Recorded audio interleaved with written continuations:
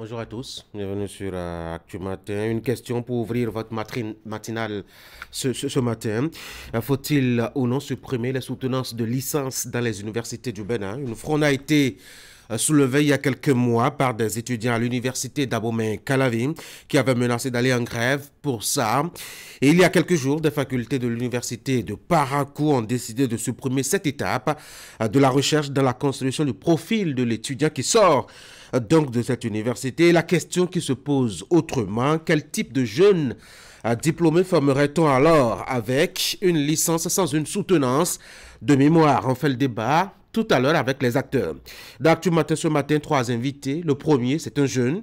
Il est acteur politique, membre du mouvement politique. Et il passera par ici pour aborder la question de la cherté du maïs. Olivier Noukokenou projette d'organiser demain une conférence pour échanger avec des participants sur les enjeux liés à cette cherté et les solutions possibles. Et juste après lui, je reçois Fréjus Atindoglo, jeune juriste et spécialiste des droits humains. Il fait partie de ce collège de jeunes juristes qui a saisi la Cour constitutionnelle dans l'affaire d'arrestation et de libération de leaders syndicaux lors de la marche de samedi qui a été justement empêchée. Le troisième invité, c'est docteur Léopold Ronjo. Lui, il est gynécologue qui va nous parler des règles douloureuses et des mesures de gestion. Il est l'invité d'Esther Tofa dans Santé Matin sur Actu Matin. Bienvenue à tous.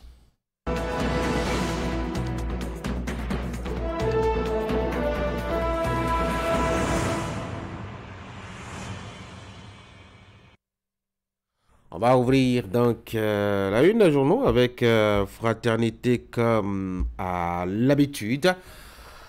Eh bien, le journal de Ménotemé en manchette, Oswald Gangbo, sur l'assainissement pluvial de Cotonou. Le système d'évacuation des eaux est pris en compte dans sa globalité. Cherté de la vie au Bénin, Nourenou Achadé interpelle le gouvernement avec 6 questions orales. À l'Assemblée générale ordinaire de travail de la FBHB, la gestion de Tidikou Karimou sous le charme des acteurs. Matin lit gouvernance de la rupture, coup du marteau sur coup du marteau de Monseigneur Antoine Gagné, pardon, et puis contre la cherté de la vie, les confédérations à nouveau dans les rues le 11 mai, un géant meeting prévu demain à la Bourse du Travail. Dynamisme info, levée de bouclier contre la gouvernance en place, le fétiche de la rupture de plus en plus démystifié. Et puis faire du travail sous le charme des réalisations. Le moment, Mamadou Ayouba félicite donc Patrice Talon. Nous sommes avec l'affiche du jour. Un projet de professionnalisation et de mise en réseau des associations de gestion des places AGEP, lieu débloque 350 millions d'euros. De francs CFA pour la promotion du tourisme culturel et responsable à Porto Novo. Marche empêchée contre la vie chère au Bénin. Les centrales syndicales reviennent à la charge ce mercredi 1er mai. Puis un dernier titre pour une publication sur l'augmentation des taxes sur salaire des aspirants au métier de l'enseignement. Un enseignant risque 5 millions de francs CFA d'amende. Nous sommes avec le Grand Quotidien. Manifestation contre la cherté de la vie au Bénin. Les syndicalistes durcissent le ton. Les confédérations annoncent un géant meeting pour demain. 1er mai, elles projettent la reprise de la marche pour le 11 mai prochain. Nous sommes avec Nassiara, présent radioscopie des élections générales au Bénin. Un code électoral souffre douleur. Colloque de la conférence épiscopale sur le code électoral.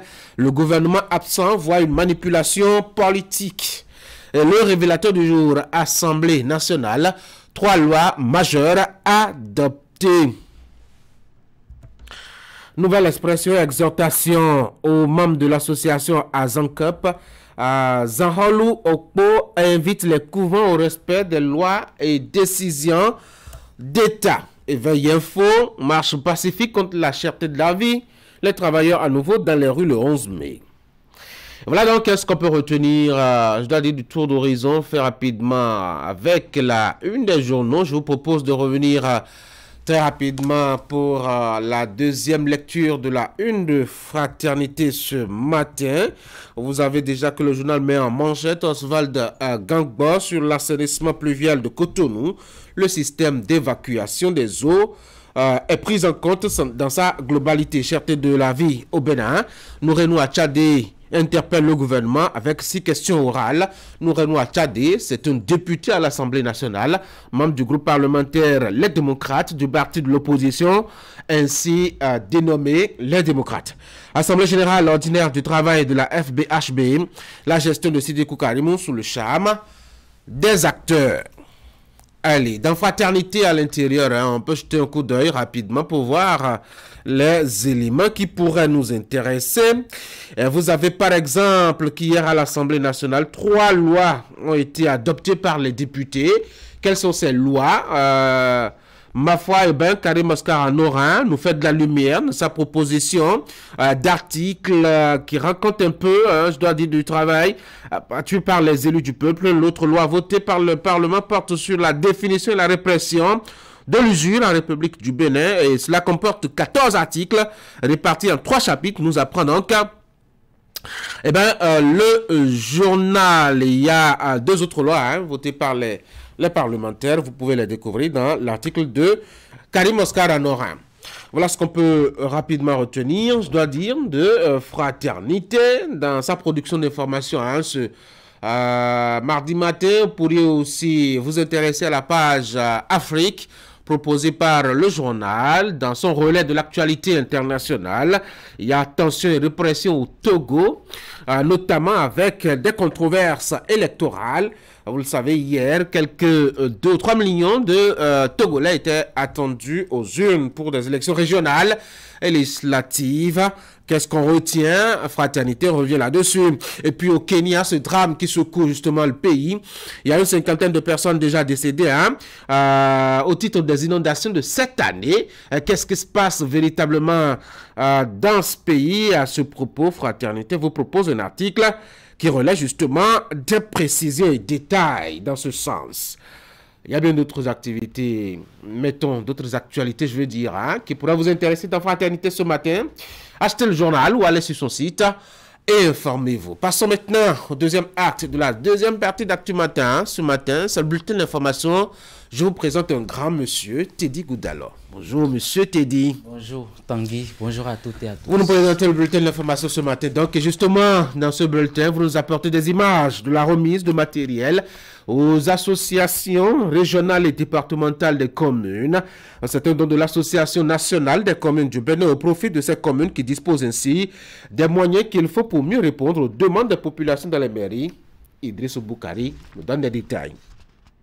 Et puis, 3e édition de l'Obozumpa, oui, dimanche dernier, la fête identité a réuni les filles et fils de cette localité de l'arrondissement de Godomé, c'est de la commune d'Abomey-Calavi. C'était autour de l'unité et le développement là-bas. Alors, qu'est-ce qui s'est passé par là-bas?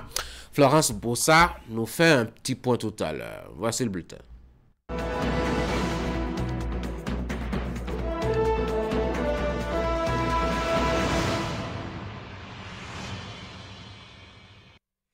Les associations régionales et départementales de communes ont reçu l'appui matériel de leur fêtière. Il s'agit, Teddy Goudalo, de l'Association nationale des communes du Bénin. Absolument, Tanguy. L'Association nationale des communes du Bénin est à la base de ce dont l'objectif est de permettre aux communes de disposer des moyens qu'il faut pour mieux répondre aux demandes des populations dans les mairies. La cérémonie de remise de matériel s'est déroulée hier lundi dans les locaux de l'association. Idriss Boukari. Des associations régionales et départementales de communes reçoivent ici un appui de l'Association nationale des communes du Bénin. Un appui constitué de fournitures de bureaux, d'outils informatiques et de motos. L'accompagnement de l'ANCB vise à permettre aux communes d'améliorer leurs performances pour mieux servir les populations à la base. Je suis pleinement conscient que les motos, les matériels informatiques et les fournitures de bureaux que nous vous remettons aujourd'hui ne sont qu'une modeste contribution à vos efforts pour servir nos communes. Cependant, Je suis convaincu qu'ils seront utilisés de manière judicieuse et rationnelle pour le bien-être et l'épanouissement de nos communautés locales. L'ANCB, par ma voix, réaffirme son engagement à vous accompagner à chaque étape de votre action dans les limites des ressources disponibles. Nous sommes résolus à travailler en étroite collaboration avec vous pour relever les défis auxquels sont confrontées nos communes et pour construire ensemble un avenir meilleur.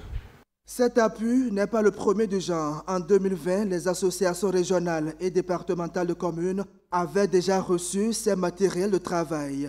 Le geste de ce lundi 29 avril 2024 vient confirmer l'engagement de Luc Atropo et l'Association nationale des communes du Bénin à sortir les mairies de la précarité et les rendre beaucoup plus utiles à la communauté. Je crois que ce geste est salué.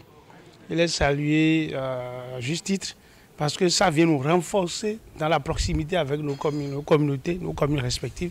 Je voudrais profiter de cette occasion de votre tribune pour dire toutes nos reconnaissances, les reconnaissances, les gratitudes des populations du département du Moro à l'endroit du président et puis à l'endroit de tous les cadres qui l'accompagnent et des partenaires qui l'accompagnent pour quand même être d'ici disponibles à nos côtés.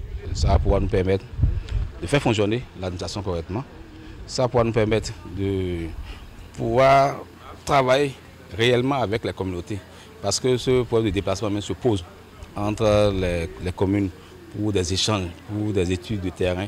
Donc c'est quand même une importance capitale pour nous. Ce don est donc un soulagement pour les associations régionales et départementales de communes.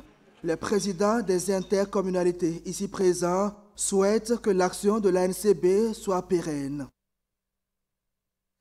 De notes culturelles à présent, la première, il s'agit du FINAB, Festival international des arts du Bénin, qui s'est refermé dimanche.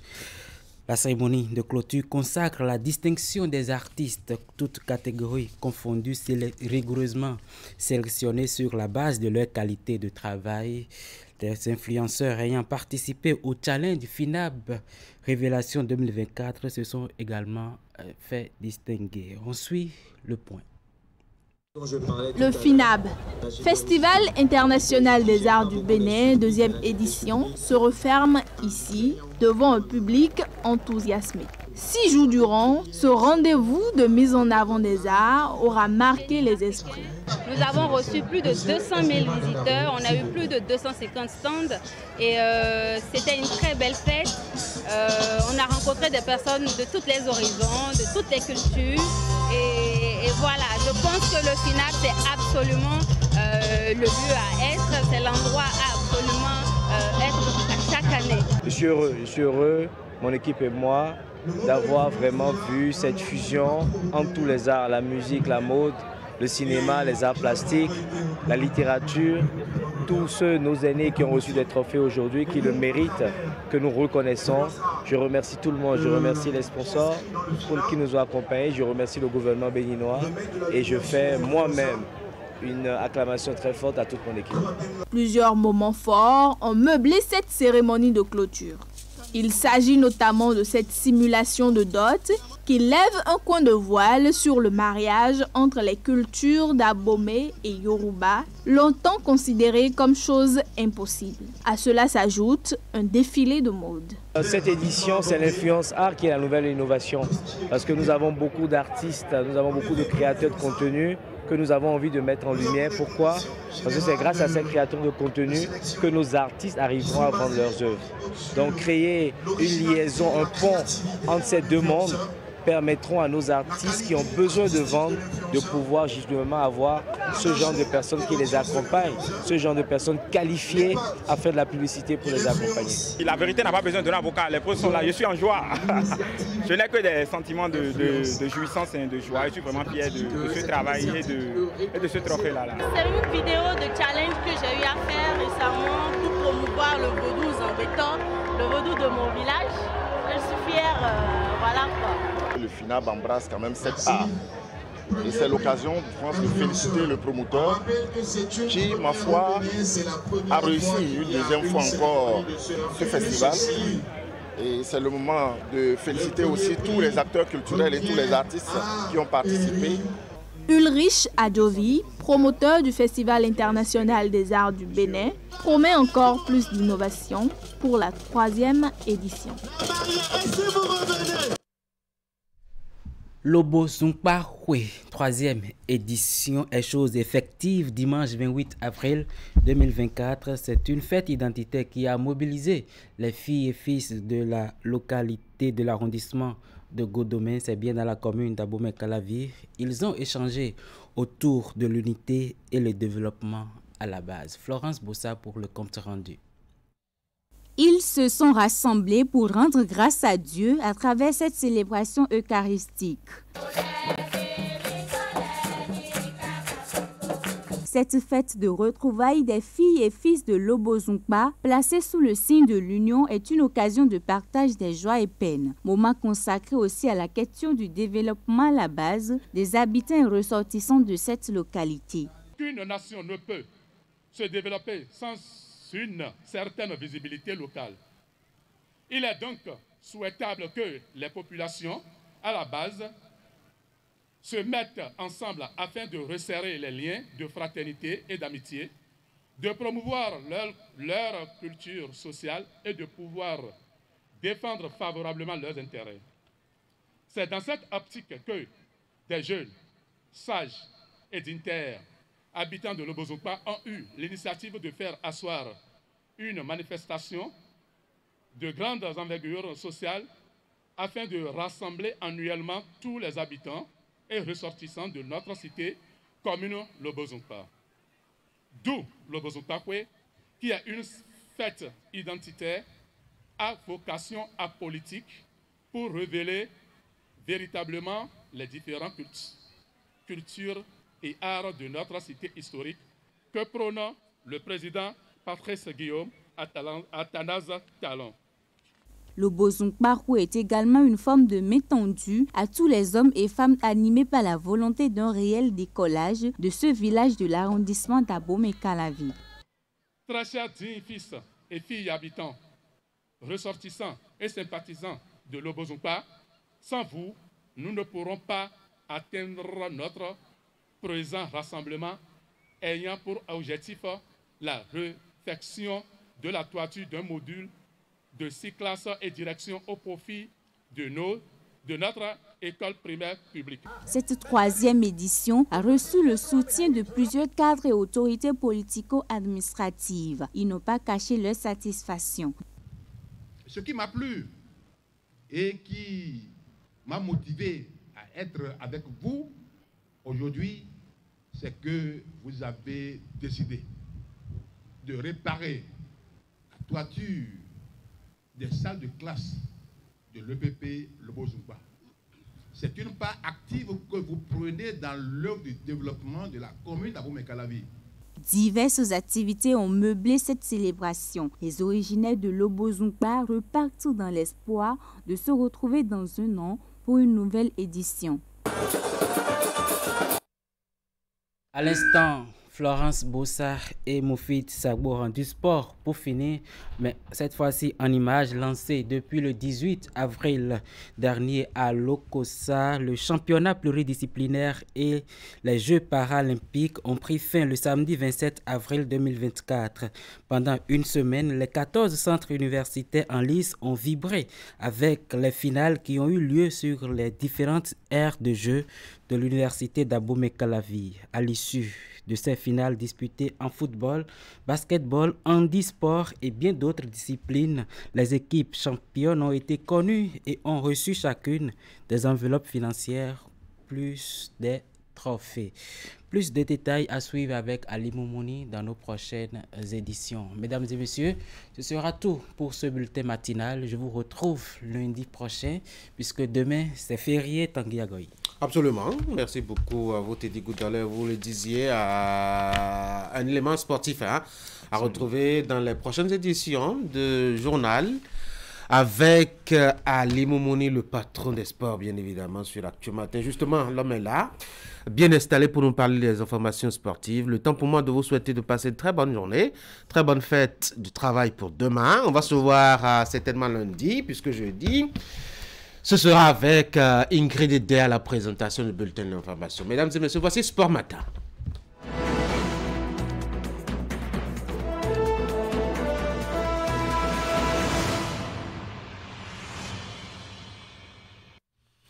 Ali Mouni, bonjour. Bonjour Tanguy. Ce matin, on va parler essentiellement de volleyball. C'est le thème d'ailleurs du document de la semaine puisque nous sommes mardi et qui porte sur la promotion du volleyball féminin. Oui, Tanguy, c'est dans le cadre de la promotion du volleyball féminin, comme vous l'avez dit, qu'une délégation du Brocéliande volley de Bretagne en France est arrivée à Cotonou il y a une semaine. Le séjour des hôtes de la Fédération béninoise de volleyball est meublé d'un agenda assez riche qui facilitera la formation des athlètes et des encadreurs au plan national. Il y a eu également des étapes d'immersion pour faciliter le brassage entre les volleyeuses du Brocéliande et celles béninoises. Tout a bien commencé avec des activités majeures inscrites sur l'agenda de leur séjour et qui ont été toutes réalisées, sinon presque comme vous l'aviez dit. Et c'est dans cette aventure que vous allez nous conduire ce matin, Ali Moumouni, dans le document de la semaine intitulé « Promotion du volleyball féminin, le Bénin à l'école de la Brocéliande ». C'est un élément que vous aviez réalisé et que nous découvrons maintenant. À l'aéroport international Cardinal Bernardin Gantin de Cotonou, l'équipe de Brocéliande volley. Elle est venue de Bretagne en France pour un séjour de 15 jours au Bénin. Cette expédition est le fruit de la coopération nord-sud entre le volleyball français et celui béninois. Qui vous souviennent qu'en 2023, cette équipe de Brocéliande a accueilli notre sélection U21 pendant 3 semaines du côté de la Bretagne à Rennes pour la préparation, quand on préparait la Coupe des Nations au niveau du Niger. Alors cette année, je crois que c'est à eux de venir ici. Plus d'une vingtaine de pratiquantes et de formateurs composent cette délégation du Brocéliande. Des joueuses de volleyball professionnelles, celles de moins de 17 ans et une arbitre. Eh bien, nous sommes ravis d'arriver ici. Ça fait plus de 6 mois qu'on travaille activement sur ce projet. C'est enfin la concrétisation et on est super contents. On a hâte de mettre à profit tout ce qu'on a préparé. Le projet, c'est un brassage sportif, culturel et intellectuel qui s'inscrit dans le dispositif sport au féminin du ministère des Sports financé par l'ambassade de France. Il est connu ici au volleyball sous la dénomination les Dadas du volleyball. Ce projet s'inscrit dans le plan stratégique de développement à l'horizon 2032 de la Fédération, qui a pour ambition de faire de la pratique du volleyball au Bénin un outil d'éducation civique, de santé, de rayonnement sportif et de respect de l'environnement. Pour son séjour au Bénin, l'équipe du Brocéliande volley a un agenda bien fourni. Au nombre des activités à mener, la formation reste l'objectif principal. C'est ici à l'UNAFRICA que les hôtes de la Fédération béninoise de volleyball commencent le déroulé de leur programme. Une séance d'entraînement avec l'équipe d'Alada Olympique. Aux commandes, Edwige Corbin, joueuse professionnelle et arbitre française de volleyball. C'est une séance que les joueuses du club d'Alada suivent ensemble avec les joueuses du Brocéliande. Celle-ci est consacrée à l'apprentissage de nouvelles techniques de pratique du volleyball.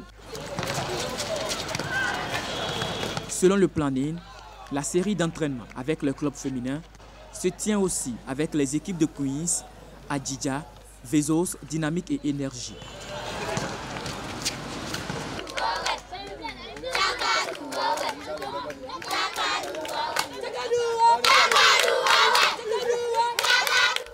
La formation continue avec l'équipe du Brocéliande volley, mais cette fois-ci en milieu scolaire.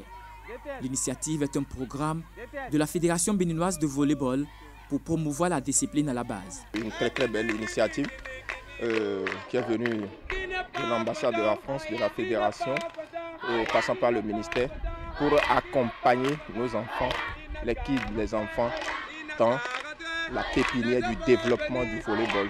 Pour sa phase pilote, le programme Kid Volley est mis en œuvre à l'école primaire publique Grand Diaco de Cotonou. Il prend en compte les enfants de 7 à 10 ans en milieu scolaire. Mais à ce stade, la Fédération béninoise de volleyball et ses hôtes du Brocéliande font d'une pierre deux coups. Enfants et encadreurs reçoivent le savoir-faire à travers cette formation.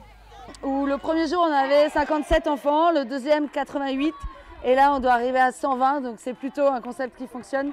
Et l'après-midi, on débriefe avec les 22 entraîneurs qui viennent de tout le pays.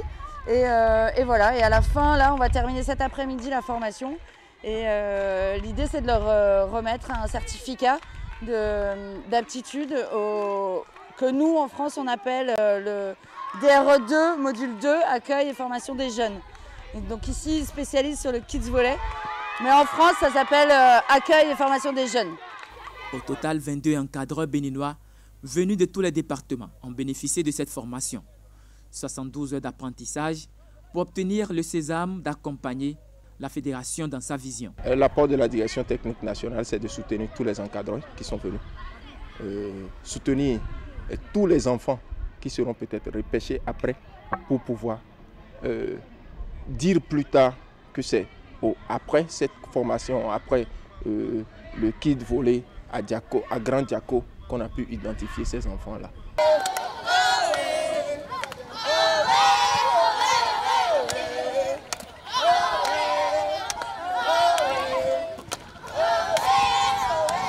L'équipe des filles de moins de 17 ans du Brocéliande a vécu l'apothéose du projet Les Dadas du volleyball, le tournoi des pépinières des clubs qui se veut le cadre d'évaluation de la mise en œuvre du dispositif sport au féminin. Le tournoi a regroupé sur le terrain de sport du CEG Segbeya à Cotonou 5 clubs dont 4 du Bénin, à savoir Alada, Vezos, AS Cotonou et Dynamique. Selon le règlement du tournoi, c'est un format linéaire à l'issue duquel les 2 premiers sont qualifiés pour la finale et les 3e et 4e s'affrontent pour le match de classement. Alada et AS Cotonou, classés respectivement 3e et 4e, ont disputé la petite finale avec à l'arrivée la victoire du club d'Alada par 2-7 à 0. En finale, Dynamique VBC a affronté Brocéliande Volleyball Club. Une deuxième confrontation entre les deux équipes après le tour préliminaire remporté par l'équipe venue de Bretagne. Mais cette fois-ci, Dynamique prend sa revanche lors du tie-break. Score 2-7 à 1. C'était une très belle finale contre Dynamique, où on est allé jusqu'au tie-break. Et on a très bien joué avec deux grosses joueuses de part et d'autre des équipes. Et c'était très intéressant avec beaucoup de public. Donc tout le monde a bien joué, on est très content d'être là. On a vu des filles impressionnantes physiquement, qui avaient commencé le volley il n'y a pas longtemps et qui ont de belles marges de progression. Donc j'espère qu'elles continueront longtemps à jouer au volley au Bénin. Dynamique VBC remporte le titre de tournoi des pépinières du projet Les Dadas du volleyball. L'équipe reçoit des trophées et d'autres récompenses aussi bien de la Fédération béninoise de volleyball que de l'hôte du Brocéliande Volley. Nous pouvons dire que nous sommes satisfaits par rapport à l'organisation et nous pensons qu'il se devait que ce tournoi s'organise afin que nos équipes puissent quand même s'exprimer sur le terrain. Nous avons eu la chance d'avoir la participation du Brocéliande Volleyball Club qui a rehaussé un peu le niveau de l'organisation. Nous avons remarqué que nos équipes, nos jeunes filles, se sont très bien débrouillées sur le terrain. Elles se sont très bien exprimées. Et à travers cette compétition, nous avons découvert assez de talent. Pour l'apothéose du tournoi des pépinières, du projet Les Dadas du volleyball, les responsables d'autres fédérations sont venus soutenir le président Ali Yaro de la Fédération béninoise de volleyball. L'expérience du Brocéliande au Bénin fait école et aura sans doute un impact positif sur l'avenir du volleyball béninois. Absolument. Allez, oui, vous l'aviez bien constaté, Tanguy, la formation au cœur des activités menées par la délégation du Brocéliande au Bénin et parmi les autres activités, il y a eu l'immersion, la formation des coachs au premier secours. Les autres de la Fédération béninoise de volleyball finiront leur séjour le vendredi prochain. Ali, quelques notes rapides d'information. Oui, on finit par le cyclisme avec la 19e édition du Tour cycliste du Bénin qui démarre ce jour. La première étape partira donc de Bokombé pour Djogo, 125 km 800. La réunion technique a eu lieu hier, occasion pour le président de la fédération béninoise, vous le voyez sur les images lors de la réunion technique. Je disais tantôt que c'était une occasion pour le président de la fédération béninoise de cyclisme de présenter le tableau de cette édition pour laquelle, bien entendu, 3 équipes sont forfaits. Il s'agit du Nigeria, de la Sierra Leone et de Eurocycling Team de Guan. J'espère que j'ai réussi à bien prononcer cette expression. Dans la même soirée de ce lundi, les différentes équipes sont présentées et sur le Tour cycliste du Bénin édition 2024, plus d'une dizaine d'équipes ont répondu présent. Le Tour traverse 11 départements du Bénin, dont l'Atakora, le Borgou, le Koufo, le Mono, l'Atlantique, le Littoral, le Aimé, le Plateau, le Zou, la Donga, les collines. Vous connaissez bien assez les départements du Bénin et cela va se terminer par l'Atlantique. Ce sera avec le Critérium de Cotonou qui aura lieu bien entendu lors de la dernière journée.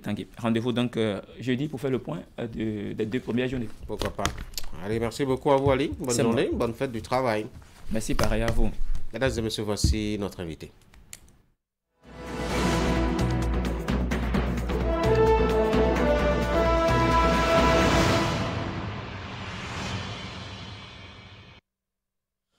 Notre premier invité ce matin, Olivier Noukokenou, qui est coordonnateur du collectif Lafia FIFA. Monsieur Noukokenou, bonjour. Bonjour, monsieur le journaliste. Vous êtes là pour qu'on parle de cette conférence que vous entrevoyez pour demain, afin de parler un peu du contexte social du Bénin lié justement à la cherté de la vie. Merci d'être là.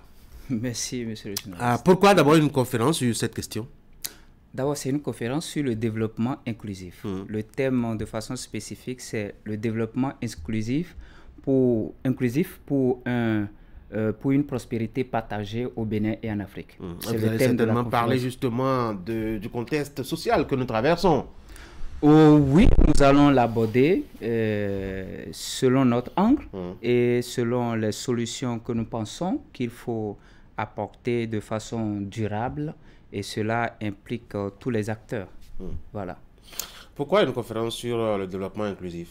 Oui, une conférence sur le développement inclusif, nous l'avons voulu depuis l'année dernière. On a eu la première édition le 1er mai 2023, donc c'est la 2e édition. D'ailleurs, nous avons choisi le 1er mai, la fête du travail, pour animer chaque fois cette conférence avec des thèmes qui préoccupent. Pourquoi le développement inclusif? C'est ce développement dont le processus n'écarte personne, prend en compte tout le monde et permet à toutes les forces vives de la nation, et je veux dire tous les acteurs de la communauté, d'être épanouis sur le plan socio-économique. Est-ce que ce n'est pas utopique ça, que d'avoir un système où tout le monde est pris en compte et personne ne se sent lésé dans un système social de gestion? Non, ce n'est pas utopique, et cela demande à ce que nous puissions prendre des mesures qui s'adaptent à l'évolution de la société et non des mesures auxquelles la société doit s'adapter. Si nous fonctionnons comme ça, tout le monde sera pris en compte. Parce qu'en ce moment, c'est basé sur ce que vivent les populations, c'est basé sur leur évolution. Et là, par exemple, quand je prends des mesures, je dis, quand nous voulons voter une loi, par exemple, si la loi doit amener la population à s'adapter à la loi, là, on ne peut pas atteindre cet objectif. Mais si la loi veut bien s'adapter à l'évolution de la population, de la communauté, en ce moment, oui, le développement inclusif j'ai l'impression que depuis que le Bénin existe, on n'a jamais atteint justement cette affaire de développement inclusif. Non, c'est une incantation, hein, parce que chaque gouvernement vient, quelqu'un a même parlé de prospérité partagée, je ne sais pas si tout le monde est prospère depuis qu'il a déposé le tablier, mais depuis donc le début du Bénin, on a chanté cela, on ne l'a pas atteint. Oui, on l'a chanté, mais peut-être dans les actes, nous n'avons pas posé des actes concrets, durables dans le temps qui permettent d'y arriver, mais le processus est là. Il faut dire que nous avons fait du chemin quand même. On ne peut pas dire qu'on n'évolue pas. Nous sommes en train de faire du chemin pour aller vers le développement inclusif avec les efforts successifs des gouvernements et ce qui se fait aujourd'hui aussi montre qu'il y a ce travail-là.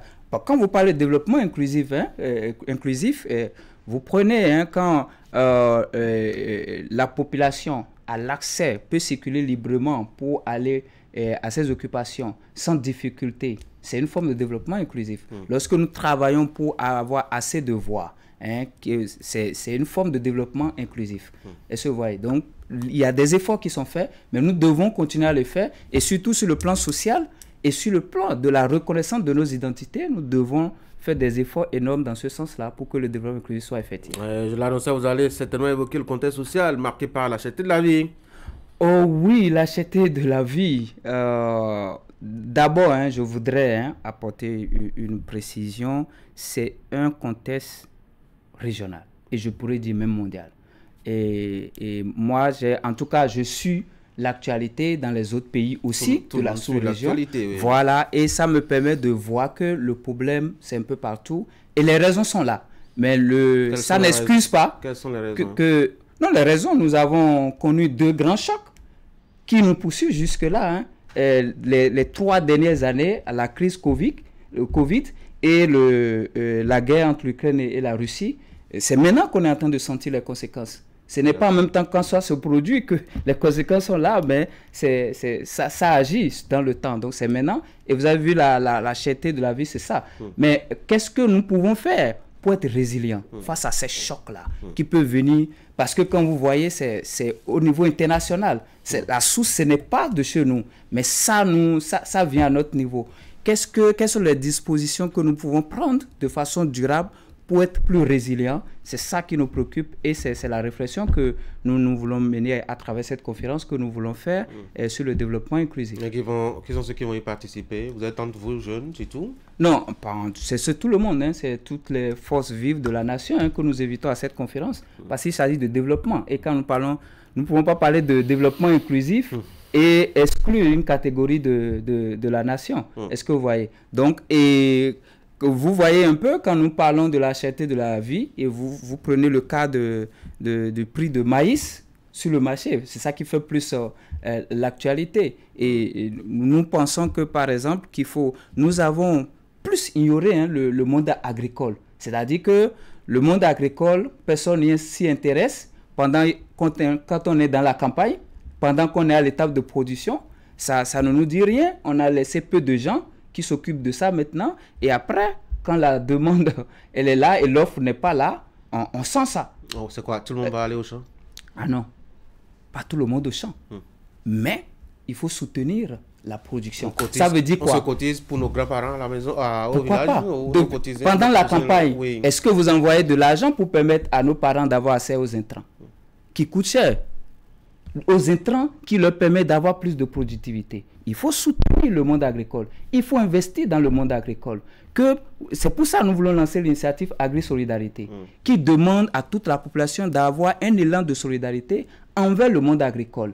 Pendant la campagne, à partir du mois de mai jusqu'au mois de fin juin, début juin, envoyez de l'argent à vos parents pour qu'ils achètent des intrants. Parce que s'ils n'achètent pas des intrants, ils ne vont pas emblaver des cultures. Essayez de prendre aussi d'espace. Et donner, si vous n'allez pas là-bas, donnez de l'argent pour que les gens... Parce que quelque chose doit nous intéresser. Si les gens laissent l'agriculture et viennent faire Zémidjan en ville, c'est parce qu'il y a un problème. Mais ils ont besoin de soutien. Ce n'est pas parce que c'est difficile. Mais avec les conditions climatiques, avec les difficultés d'accès aux intrants, avec les difficultés d'accès aux fonciers, il y a des problèmes. Donc nous devons faire quelque chose pour soutenir le monde agricole. Des paysans. Alors, dans ce cas, qu'est-ce que l'État, lui, fait? Qu'est-ce que le gouvernement, lui, fait? Le gouvernement pour qui on a voté afin qu'il nous trouve des solutions pour nous permettre de vivre mieux, si nous devrons prendre l'argent de notre poche pour aller justement soutenir les paysans. Justement, parce que quand vous le dites comme ça, vous dédouanez tout le monde et vous êtes focus seulement sur le gouvernement. Parce que c'est eux que nous avons élus et surtout qu'ils se cotisent nos impôts, qu'ils se payent avec de gros salaires. En principe, devraient avoir des solutions concrètes à nos difficultés. Et nous sommes tous conscients que nos impôts ne peuvent pas tout faire. D'ailleurs, nous sommes un pays pauvre. Et si nous sommes dans un pays pauvre, ça veut dire que nous sommes tous pauvres. Et ça veut dire que nous savons... Oui. Même les acteurs politiques, ils sont pauvres aussi. Un risque qui est dans un pays... Un risque qui est dans un pays pauvre est un pauvre pour moi. Avec les immeubles qu'ils ont un peu partout. Il est un pauvre parce qu'il vit avec les pauvres. Voilà, il est sur l'étage, mais en bas de lui, ce qu'il voit... Ça fait deux mondes différents. Voilà. Donc pour moi, c'est que tout le monde doit s'intéresser. Et aujourd'hui, à travers l'agri-solidarité, nous voulons mobiliser les acteurs, surtout les consommateurs, pour dire, pendant qu'on est à l'étape de production, intéressez-vous à ça. Parce que si on ne s'intéresse pas à ça, au moment de la vente, on aura toujours de problèmes. Investissez. Nous voulons amener maintenant les communautés. Le NASA a été supprimé. Le gouvernement a ses raisons et tout ça. Mais le gouvernement n'a pas interdit aux mairies, aux communautés d'avoir leur NASA communautaire. Ah oui, quand on a supprimé au plan national, il n'y a pas une disposition. À la base, il n'y a pas une loi qui parce que l'interdit. les communautés ne sont pas complètement dehors de l'État. Quand l'État a décidé au niveau central, au nom de quoi et de quel droit une commune peut décider de construire une boutique au NASA? C'est le gouvernement qui décide de le faire. Quand je dis au NASA, ce n'est pas, je dis, nous par exemple, notre thème c'est le grenier et communautaire. Ce n'est pas au NASA, mais en fait j'ai fait le lien pour dire le dispositif de fonctionnement de ONASA, nous pouvons le développer au niveau communautaire. Avoir des greniers communautaires. Que ce soit organisation religieuse, que ce soit une organisation de développement, que ce soit la mairie, que ce soit des associations. C'est du socialisme que vous voulez. Non, ce que nous voulons, c'est que les populations s'organisent entre elles-mêmes. Et ne pas tout le temps avoir le regard arrivé sur le gouvernement. C'est ça le socialisme. Non. Justement. Les gens doivent s'organiser. Vous demandez qu'on s'organise pour être résilient face au choc. Vous demandez qu'on porte un coup de main aux producteurs à l'étape de la production. Oui. Avec quel sou? Moi, mon salaire ne me suffit pas, hein, vous savez. Ah oui, mais c'est je ne sais pas si le vôtre vous suffit. Mais ce salaire, c'est ça. Ça ne suffit pas. Pourquoi? Parce que vous achetez maïs cher. D'accord. Mais quand je vous dis d'avoir un dispositif au NASA dans votre maison, c'est d'acheter le maïs pendant que c'est encore sorti et de stocker. Et au moment où de soudure, vous pouvez déstocker et l'utiliser. Quand je dis d'avoir votre dispositif au NASA à la maison, c'est de dire que pendant qu'on est en train de faire la production, vous prenez une partie de votre salaire, vous prenez un de vos frères au village pour dire « emblave-moi un espace » que je n'ai pas. Il y a d'espace au village. Ah oui, bien sûr. Allez-y, il y a de l'espace. Vous osez uriner quelque part, faites face à une portion de terre quelque part, n'importe où, sur l'ensemble du territoire national. Vous passez 5 secondes, juste le temps d'uriner, et vous verrez un propriétaire de votre village. Vous verrez un propriétaire qui viendra réclamer dans votre village. Son autorité. Non, même si c'est pas dans votre village, vous pouvez trouver encore de l'espace dans les villages où les gens sont prêts à mettre ça à votre disposition.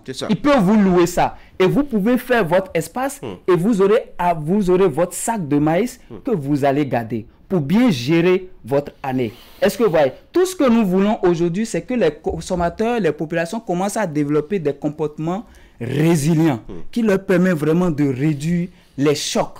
Parce que nous savons, les gouvernements, ils ne peuvent pas tout faire. Ils peuvent avoir la volonté, ils n'ont pas les moyens. Et il y a ceux qui peuvent avoir les moyens et ils n'ont pas la volonté. Et donc, ce n'est pas un gouvernement spécifique. Mais si nous ne changeons pas de comportement, après ce régime, nous allons encore pleurer. Parce que je me rappelle que nous avons pleuré au régime précédent. Sauf que le maïs n'était pas à 400 francs. Eh bien, je me rappelle de la situation de maïs. C'était pas on en a connu. À 400 francs. Les gens pleurent. Non, en ce temps-là, parce qu'il y a le niveau de... En ce temps-là, il y a eu des prix qui étaient chers pour nous. Et nous avons crié. Nous avons crié pour dire que le maïs était cher sur le marché dans le contexte de cette période-là. Donc, c'est la même chose. Et quand ça évolue et il y a l'inflation généralisée dans le monde, vous allez voir, peut-être au prochain régime, peut-être le maïs, ça peut venir à 1000 francs. Est-ce que vous voyez, si nous ne prenons pas des dispositions, des comportements de résilience pour nous-mêmes, et en comptant seulement sur nos salaires, nous allons sur le marché. Parce que quand nous allons sur le marché, nous comptons sur qui? Sur la bonne foi des commerçants? Non. Ils ne veulent pas, ils veulent faire du chiffre. Vous voyez? Nous nous une dernière curiosité en même temps. Est-ce qu'il ne faut pas davantage renforcer ou trouver une politique d'accès à la terre, parce que la plupart des producteurs aussi ont de moins en moins de disponibilité de terre pour cultiver. Vous allez au village, comme je l'ai dit tout à l'heure, et vous urinez quelque part, il y aura quelqu'un qui viendra réclamer sa propriété sur la parcelle, enfin l'endroit où vous avez uriné. Tout à fait. Dans ce cas, c'est compliqué de développer l'agriculture. Vous avez raison, et j'ai parlé de l'accès foncier. C'est très très important. Le gouvernement, oui, en temps avait pris des mesures où il ne faut pas acheter plus de 2 hectares, hein, parce qu'avant les gens pouvaient acheter plein des centaines d'hectares. Et rien en faire. Rien en faire, et c'est là. Et le gouvernement a pris des mesures dans ce sens-là. Et je me dis, ça peut favoriser. Si c'est durable et c'est applicable dans le temps, ça peut favoriser cela. Et aussi, c'est que le gouvernement peut mettre en place des mesures qui permettent de sécuriser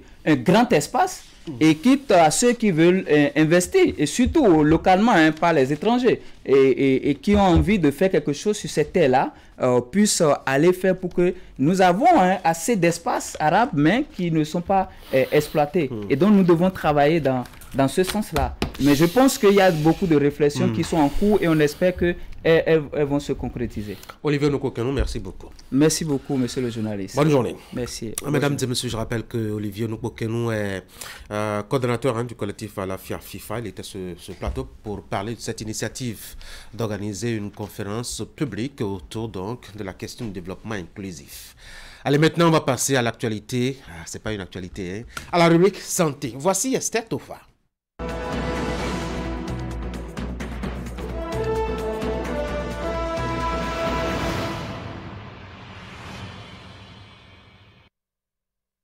Ce matin, on va parler des règles douloureuses. Esther Tofa, la chroniqueuse est bien installée. Esther Tofa, bonjour. Bonjour Tanguy.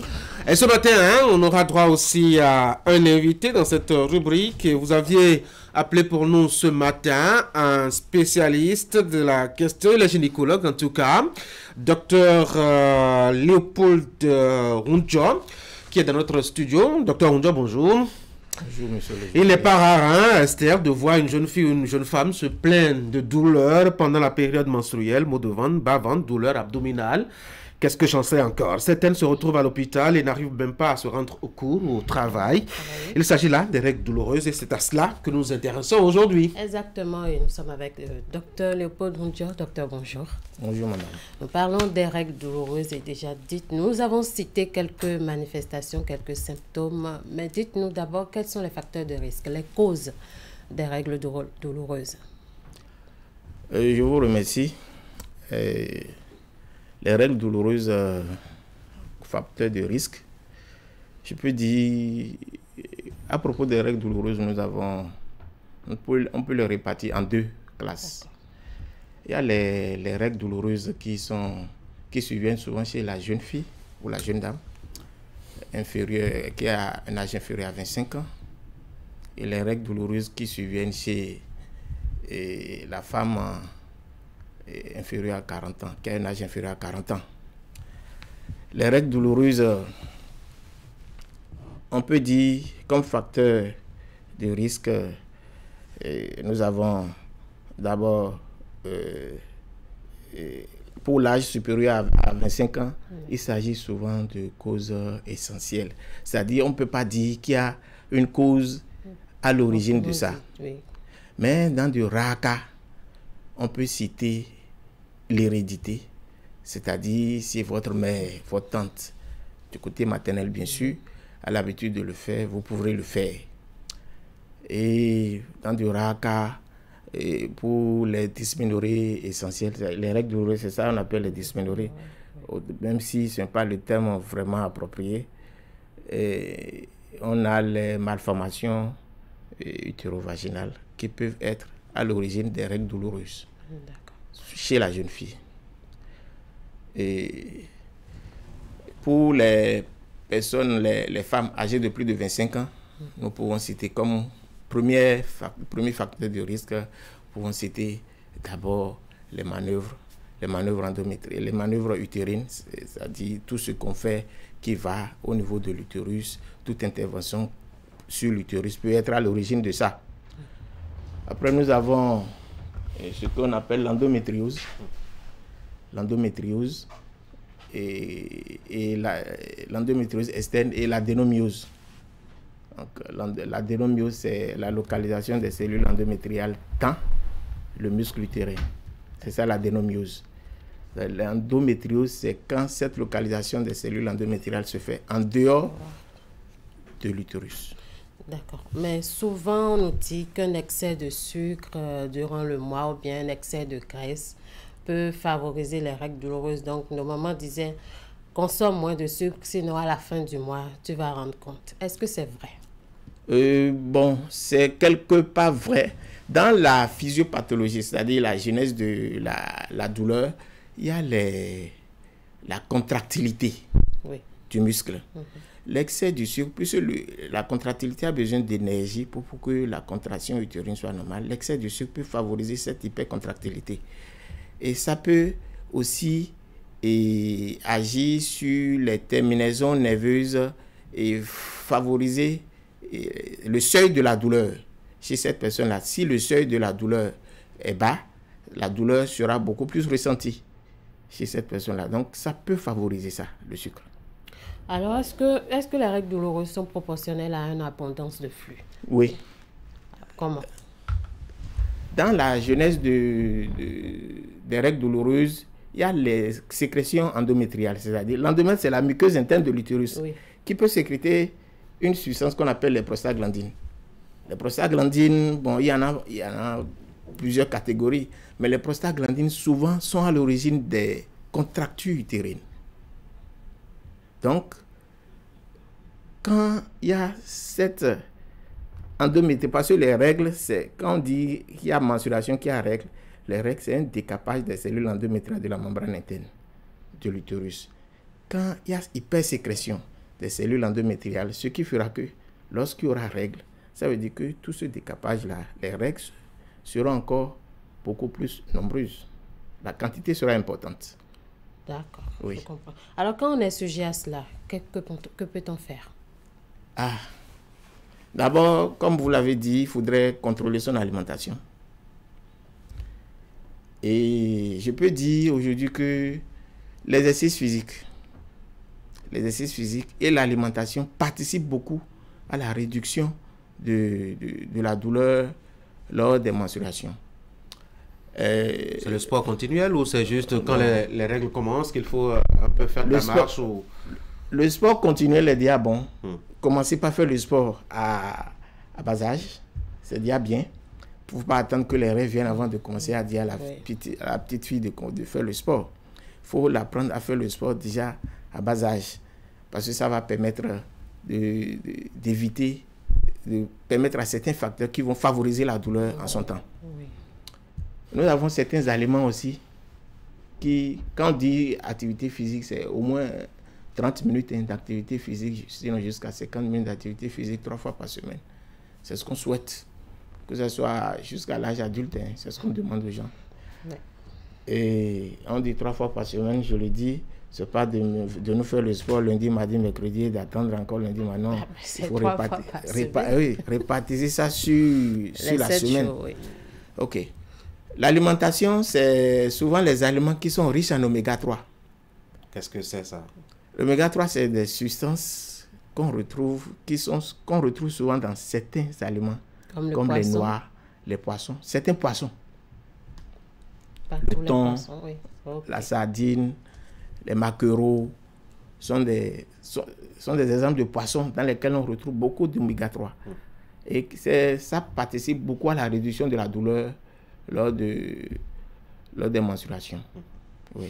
Les noix, c'est la noix d'arachide, les noix d'acajou, tout ça. Dans ces noix, on retrouve aussi un peu d'oméga 3. C'est ça. Alors, on apprend que les règles douloureuses peuvent participer à la stérilité de la jeune fille ou de la jeune femme. Est-ce que c'est vrai?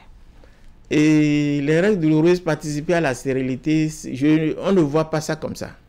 Dans les causes, tout à l'heure, dans les facteurs de risque, les causes, on a parlé de l'endométriose. Oui. L'endométriose peut être à l'origine d'une stérilité chez la jeune fille. L'endométriose, c'est-à-dire la localisation des cellules endométriales hors de l'utérus, hors de l'endomètre. Parce que ça ne doit pas être dans le muscle utérin même, les cellules endométriales. D'accord. Donc, si vous avez des ovaires qui sont endométriosiques, ça ne favorisera pas l'ovulation et ça va participer à la stérilité. C'est un exemple. Alors, quel conseil avez-vous à donner à ces filles-là qui souffrent de règles douloureuses? Quels sont les traitements possibles ou bien des moyens de prévention? Conseil d'abord, comme moyen de prévention, on en a cité déjà par rapport à l'activité physique, par rapport à l'alimentation. Et conseil, c'est que je leur demande de ne pas prendre ça comme une fatalité. Et se dire que bon, ma mère en a fait... C'est un rendez-vous mensuel. C'est vrai que parfois c'est un rendez-vous mensuel. Quand il s'agit d'endométriose, c'est comme il y a un de nos aînés en France qui a écrit un livre sur ça, sur l'endométriose. C'est comme vous êtes un colocataire. Tous les mois, vous vous retrouvez chez le bailleur pour pouvoir payer la charge. Donc tous les mois, il y a cette douleur-là qui s'installe. Surtout quand il s'agit de l'endométriose. Donc, qu'est-ce qu'on fait? Il faut leur dire d'abord que ce n'est pas une fatalité. Il est calmé et ils n'ont qu'à venir se faire consulter. Parce que, à cause de ces idées que c'est une fatalité, ma mère en a eu, moi-même c'est déjà dans notre famille, beaucoup se laissent partir sans qu'on aille rechercher pourquoi il y a cette douleur-là. Ça peut cacher beaucoup d'autres choses. Et il faut faire parfois, il faut aller jusqu'à l'échographie, faire l'IRM, parfois pour voir ça, pour pouvoir faire la part des choses. Et dire, cette douleur, c'est une douleur vraiment essentielle, ou bien c'est une douleur qui est due à telle chose, une malformation. Et s'il faut intervenir, pour que ça ne porte pas des préjudices à la jeune fille quand elle sera prête à faire des enfants. Alors, merci beaucoup à vous, Dr Léopold Rondior. Vous nous avez éclairé sur les règles douloureuses, causes, manifestations et... Vous nous avez rassuré que ce n'est pas forcément cela qui peut conduire la jeune fille ou la jeune femme à la stérilité. Merci d'être passé sur notre plateau. Merci beaucoup. Et à vous, Esther Tofa, merci beaucoup d'être venu par ici. Merci. Bonne journée à vous. Merci beaucoup. Bonne journée de travail aussi, bonne fête de travail, je veux dire, à vous deux. Merci. Mesdames et messieurs, on va passer maintenant à notre deuxième invité. Là, on va parler de droit.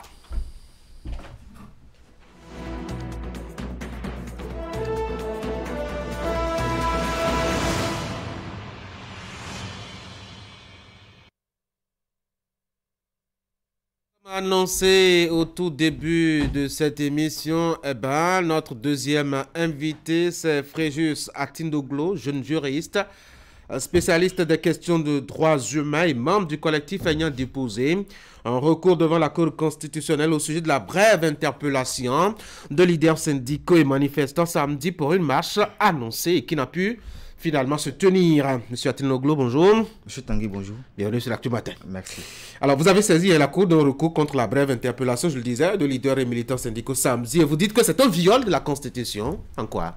Oui, nous estimons que l'interpellation des secrétaires généraux lors de la manifestation ce samedi viole la Constitution et aussi d'autres instruments juridiques comme la Charte africaine des droits de l'homme et des peuples et le pacte international relatif aux droits civils et politiques. Sur quels aspects, justement? Oui, parce que nous le savons tous, ce n'est pas un fait nouveau. La liberté de manifestation et de réunion pacifique est un droit fondamental qui est reconnu dans la Constitution et dans les autres instruments juridiques pertinents que notre État a ratifié au niveau international. Et donc, ce qu'on a constaté, c'est qu'il est dit qu'avant de manifester, il faut désormais faire une demande d'autorisation. Alors que ce que nous savons depuis des années, c'est qu'il faut juste faire une déclaration préalable. Parce que vous savez, il y a deux types de manifestations. Il y a des manifestations qui sont projetées, des manifestations qui sont organisées, qui sont prévues, et il y a des manifestations qui sont spontanées. Et donc, on ne peut pas demander à des citoyens qui veulent manifester de façon spontanée d'aller faire d'abord une demande d'autorisation. Alors que ce que nous savons, ou le régime juridique qui encadre la liberté de manifestation au Bénin, c'est la déclaration préalable. C'est vrai que depuis 2018, on a tendance à confondre un peu les choses parce que dans le code pénal, dans le nouveau code pénal, nous avons l'article 237 du code qui a parlé d'attroupement. Attroupement non armé, attroupement armé. Et le législateur, on voit l'intention de pénaliser les réunions pacifiques, parce que quand on parle d'attroupement, c'est la réunion de 2 ou plusieurs personnes. Donc lorsque le législateur va dire que l'attroupement non armé qui pourrait perturber la tranquillité publique est interdit, et que l'attroupement armé également est interdit, mais le législateur vient définir ce qu'il attend par attroupement armé. mais refuse de définir ce qu'il attend par attroupement non armé. Donc nous on se dit, si l'attroupement armé, c'est le fait de porter des armes pour aller manifester, donc l'attroupement non armé, c'est le fait de ne pas porter des armes pour aller manifester. Donc toute personne qui va manifester sans porter des armes, sans commettre une infraction, sans vandaliser les édifices publics, pourrait également être arrêtée. Et quand vous lisez le communiqué du préfet, vous voyez qu'il parle d'attroupement. Donc nous on se demande quel est l'écart entre la liberté de manifestation et l'attroupement. Est-ce que la liberté de manifestation ou le fait de manifester doit être confondu avec l'attroupement? Parce que l'attroupement déjà est interdit par le code. Oui, mais on ne peut pas manifester sans attroupement. Exactement. Donc nous on pose la question au juge constitutionnel de savoir quel est l'écart entre la liberté de manifestation et l'attroupement. Si désormais on doit confondre ces deux notions-là, donc on s'en tient à ce que désormais au Bénin, la liberté de manifestation est interdite. Au-delà de la loi, hein, parce que vous aviez cité en tout cas dans votre recours quelques articles qui selon vous ont été violés, notamment au niveau donc, de la Constitution. Oui, quand on prend par exemple l'article 23 de la Constitution qui parle de la liberté d'expression, la liberté d'opinion, parce que lorsque vous prenez la liberté de manifestation, c'est également l'expression, la libre expression sur la voie publique. Et donc lorsqu'on arrive à interdire la manifestation sur la voie publique, donc on porte également entorse à la liberté d'expression. Et nous sommes allés plus loin, nous avons visité également la Charte africaine des droits de l'homme et des peuples, qui fait partie intégrante de notre constitution, qui prévoit également le droit à la liberté de pouvoir manifester, de pouvoir s'exprimer, de pouvoir se réunir de façon pacifique. Et quand on constate que lorsque des citoyens décident de manifester, qu'il y ait des arrestations systématiques, on se demande si est-ce que ces dispositions-là, ces instruments juridiques-là sont respectés. Au-delà de la loi, donc, mais est-ce que l'autorité publique garante, je dois dire, de la paix, de la quiétude de tous les citoyens, n'est pas investie justement, je dois dire, de la responsabilité d'assurer le respect des droits à chacun, quitte à empiéter sur, je dois dire, quelques-uns. Dans le cadre précis de cette manifestation, est-ce que l'autorité préfectorale ne peut pas juger à son propre niveau, je dois dire, des limites dans lesquelles justement la manifestation peut se tenir, au-delà même des lois qui existent, au-delà même de la Constitution, afin de garantir le fait que d'autres puissent jouir de leur liberté? Oui, vous savez, M. Tanguy, il y a deux types de droits. Il y a des droits qui sont non dérogeables, comme le droit à la santé, le droit à la vie, le droit à l'alimentation, à l'éducation. Ce sont des droits qui sont non dérogeables. Donc, peu importe ce qui se passe, on ne peut pas limiter ces droits-là. Mais en même temps, il y a des droits qui acceptent être limités, par exemple le droit à la manifestation, le droit à la liberté d'expression, le droit de réunion pacifique. Et donc, l'autorité peut être amenée à limiter ces droits-là. Mais dans quelle mesure? Il y a la question de la proportionnalité. Donc on va voir, est-ce que la solution qu'on a à cette liberté-là, est-ce qu'il n'y a pas une autre solution plus appropriée avant d'aller à l'interdiction? Lorsqu'on fait une déclaration préalable d'intention de manifestation, l'autorité qui reçoit cette déclaration-là doit délivrer un récépissé. Mais lorsque l'autorité a des informations qu'une tierce personne pourrait troubler la manifestation ou il y a des risques d'insécurité pour les manifestants, l'autorité peut être amenée à interdire cette manifestation-là. Mais dans quelle mesure? L'autorité écrit aux organisateurs pour leur dire voilà les informations que j'ai. Et je vous demande, avant d'aller à l'interdiction, je vous demande par exemple de changer votre itinéraire, je vous demande par exemple de changer la date, je vous demande par exemple de changer l'heure par exemple, ou essayons de trouver une solution pour que la marche soit reportée. Et c'est après avoir discuté de ces solutions-là que l'autorité peut être amenée à interdire une marche. Mais lorsqu'on lit le communiqué du préfet, on voit qu'il n'y a pas vraiment de motif. Le préfet ne nous dit pas pourquoi la marche est interdite. Mais le préfet nous dit il se conformait justement au test en vigueur. À quel test? Mais le préfet ne nous précise pas. Oui, mais c'est supposé que ceux qui veulent organiser une manifestation sont au courant des tests qui existent et qui encadrent justement une telle manifestation. Mais ceux qui veulent organiser cette manifestation nous disent qu'ils ont vraiment fait les formalités. Et le préfet même dit qu'il a reçu une lettre portant objet déclaration de manifestation. Mais s'il reçoit une lettre portant déclaration de manifestation, mais à quel test nous voulons nous conformer? Le préfet aurait pu nous dire carrément, écoutez, vous devez vous conformer au code pénal et on saura que désormais, le préfet nous parle du code pénal. Donc la manifestation, la liberté de manifestation est confondue par la question de la notion d'attroupement qui est prévue par le code pénal. Mais le préfet ne nous dit pas sur quelle base il interdit la manifestation. Le préfet ne nous dit pas qu'il a reçu des informations de troubles à l'ordre public. Le préfet ne nous dit pas qu'il a reçu des informations qui pourraient prendre des risques ou faire porter des risques aux manifestants. Rien de tout ça, mais on nous dit systématiquement c'est interdit.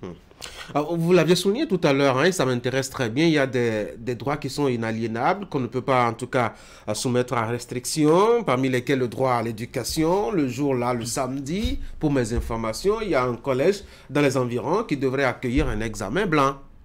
Oui, mais lorsque le préfet, vous savez, l'autorité a toutes les informations, mais les citoyens ne peuvent pas forcément avoir des informations. Mais lorsque le préfet estime que l'itinéraire qui sera emprunté par les manifestants pourrait empiéter sur un autre droit, par exemple le droit à l'éducation, ça revient au préfet de dire aux manifestants, écoutez, parce que dans telle localité, il y a un examen blanc, je vous demande de délocaliser votre marche, d'aller marcher dans tel secteur ou dans tel autre secteur. Mais le préfet, il n'y a pas eu vraiment de discussion, on constate qu'il n'y a pas eu vraiment de discussion, et on dit c'est interdit. Je pense que en le faisant ainsi, on pourrait arriver à un niveau où les libertés seront systématiquement interdites sans raison valable. Vous demandez à la Cour de dire que le préfet a violé la Constitution. Bon, là-dessus, on peut s'entendre sur un certain point. Mais que vient chercher la responsabilité de la police républicaine que vous aviez attaquée aussi devant la Cour? La police est une entité d'abord administrative qui a une hiérarchie bien déterminée. Elle n'est qu'aux ordres, non? Oui, la police a une responsabilité parce que vous savez, dans une manifestation, le rôle de la police, c'est de protéger les manifestants.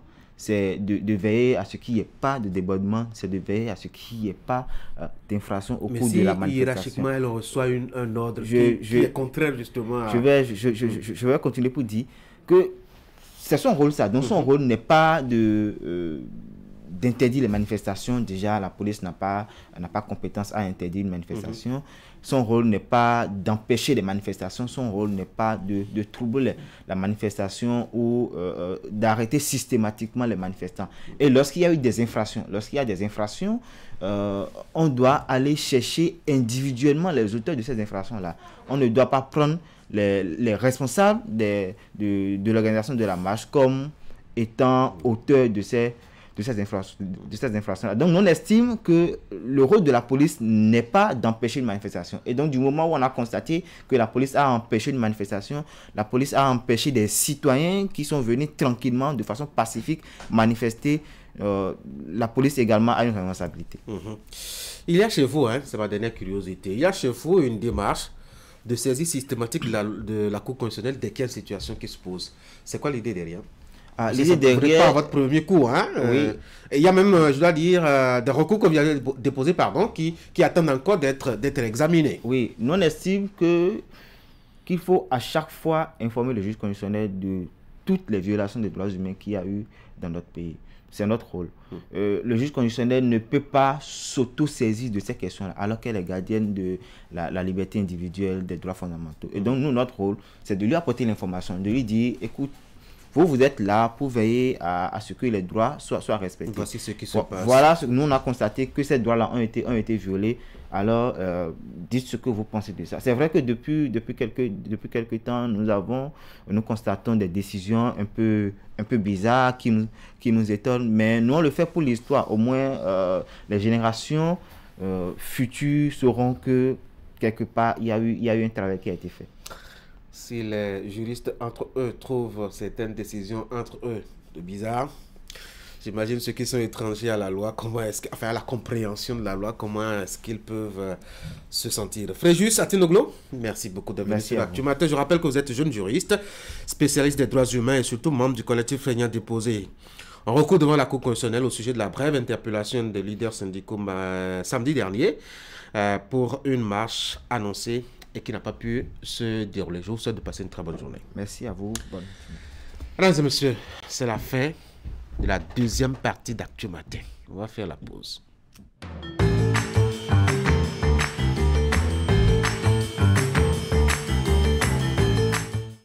Cette année, faites briller maman avec des cadeaux qui lui simplifient la vie au quotidien. Chez nous, trouvez tout ce dont elle a besoin pour sa cuisine et sa maison. Des lave-linges Samsung intelligents pour une lessive sans effort. Des bouilloires pour des matins parfaits. Des robots de cuisine qui lui permettent de préparer des repas délicieux en un clin d'œil. Des réfrigérateurs et congélateurs qui garderont ses aliments au frais et bien plus encore. Et ce n'est pas tout. Profitez de remises exceptionnelles sur une sélection d'électroménagers. Offrez-lui le cadeau qui lui simplifiera la vie et lui montrera à quel point vous l'appréciez. Venez dès aujourd'hui dans votre showroom Néo et Allo de proximité pour découvrir nos offres exclusives pour la fête des mères. Produits sous garantie allant jusqu'à 12 mois. Service après-vente et livraison disponible. Contact vendeur 60 00 66 66. Parce qu'elle mérite ce qu'il y a de mieux. Joyeuse fête, maman.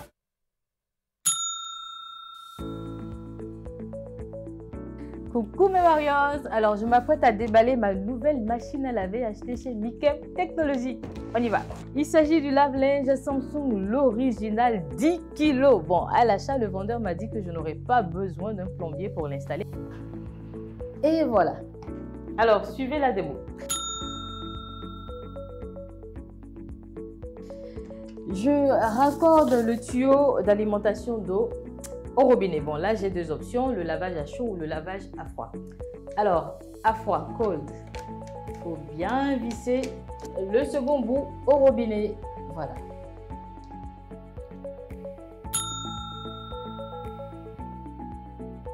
J'installe bien le tuyau d'évacuation. J'ajoute mon linge sale, bien sûr. Mon détergent, super important. Voilà, très bien. Et hop, c'est parti. Et voilà, faites comme moi, facilitez-vous la vie. Procurez-vous donc dès maintenant votre lave-linge dans l'une des boutiques Néo et Allo à partir de 279 900 francs CFA.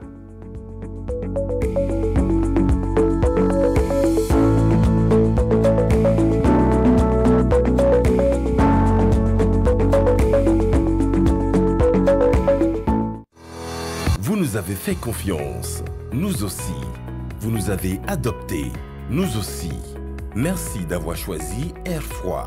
Ainsi, nous avons amélioré pour vous la qualité de nos climatiseurs.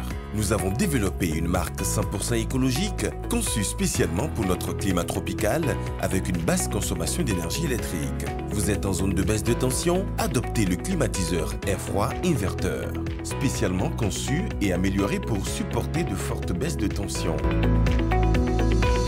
Visitez notre showroom à Cotonou, à 100 mètres de l'église Saint-Jean. Air Froid, des climatiseurs à basse consommation d'énergie électrique. Contact 61 17 63 77. Site web airfroidbenin.com.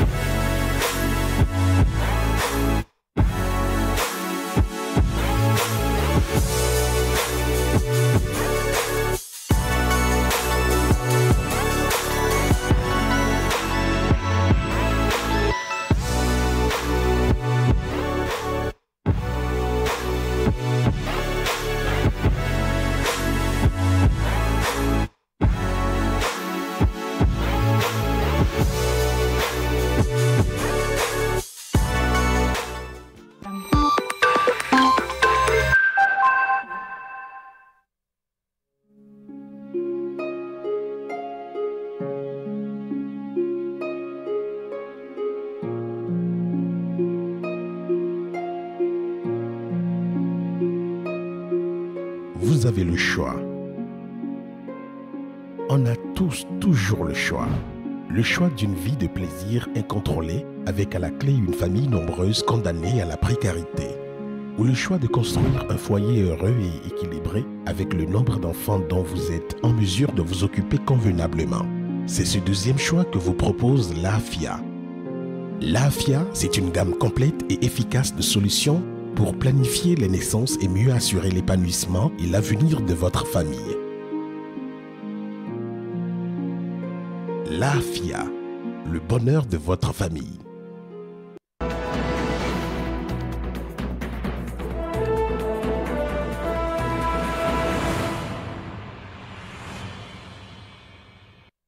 Allez, comme je l'annonçais au début de cette émission, nous sommes à l'étape du débat qui doit porter justement sur ces soutenances de licence et au-delà de ce qu'on fait, de ces nombreux documents qui récapitulent des recherches en fin de formation, en fin de cycle de formation dans les universités, qu'elles soient publiques ou privées au Bénin. On va surtout faire le focus sur les soutenances de mémoire de licence. À quoi est-ce que cela sert? Faut-il ou pas supprimer ce rendez-vous-là de fin de cycle?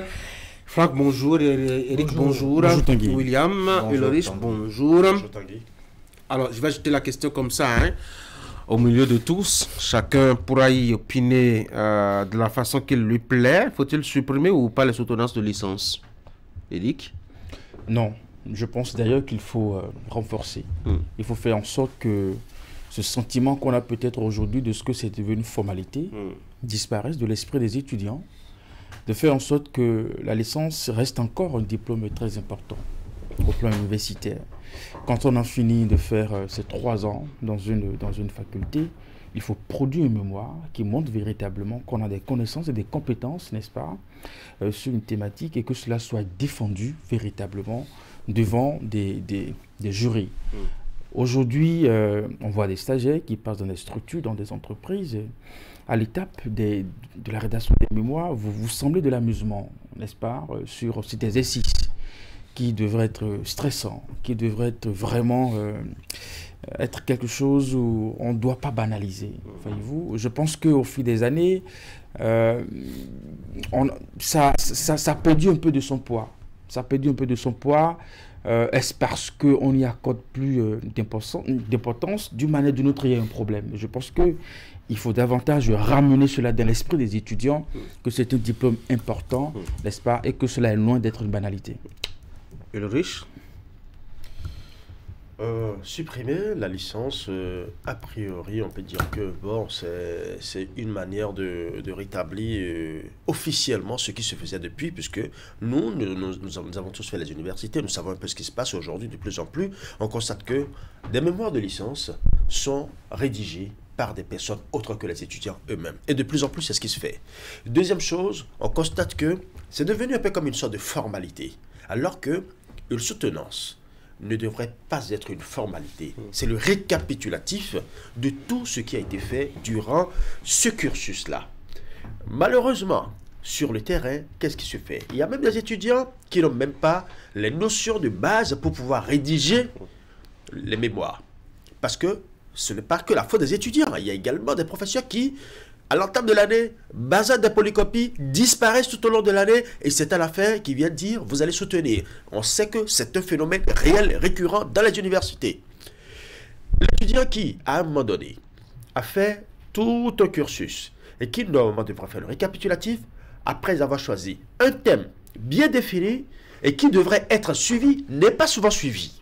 Premier aspect, il finit son travail seul. A priori, on lui administre peut-être un maître de mémoire, mais un maître qui parfois n'est pas toujours là. Il fait le travail à sa manière, ça veut dire qu'il va parfois confier cette rédaction à une tierce personne qui rédige à sa place et qui parfois lui donne même le canevas pour pouvoir soutenir. Donc l'étudiant vient un peu comme un automate qui s'assoit et il essaie de faire une simple lecture. Mais quand vient le moment des questions, vous constatez qu'il n'est pas au fait de ce qu'il a expliqué. Vous constatez directement qu'il n'a pas travaillé, il n'a pas cherché. Un thème de mémoire, c'est quoi? C'est des recherches. Et vous venez donner les résultats de vos recherches. Vous voyez des étudiants qui n'ont pas du tout fait de recherche. Ils ont juste payé, parce que c'est ça justement la mode. De plus en plus, on commercialise, on instrumentalise ce diplôme, c'est-à-dire cette licence-là, parce que le diplôme en lui, c'est d'abord ce qui a été fait jusqu'au bout. Mais ici, on parle de la soutenance de licence. Vous voyez qu'il y a des faux frais qui sont créés, et c'est toute une entreprise qui est derrière. vous constatez que, déjà, on vous parle des frais de dépôt de dossier, et maintenant, pour rédiger, parallèlement, vous avez même un comité qui se propose pour vous accompagner, et ça, c'est au vu au su de certains professionnels de l'administration, même universitaire.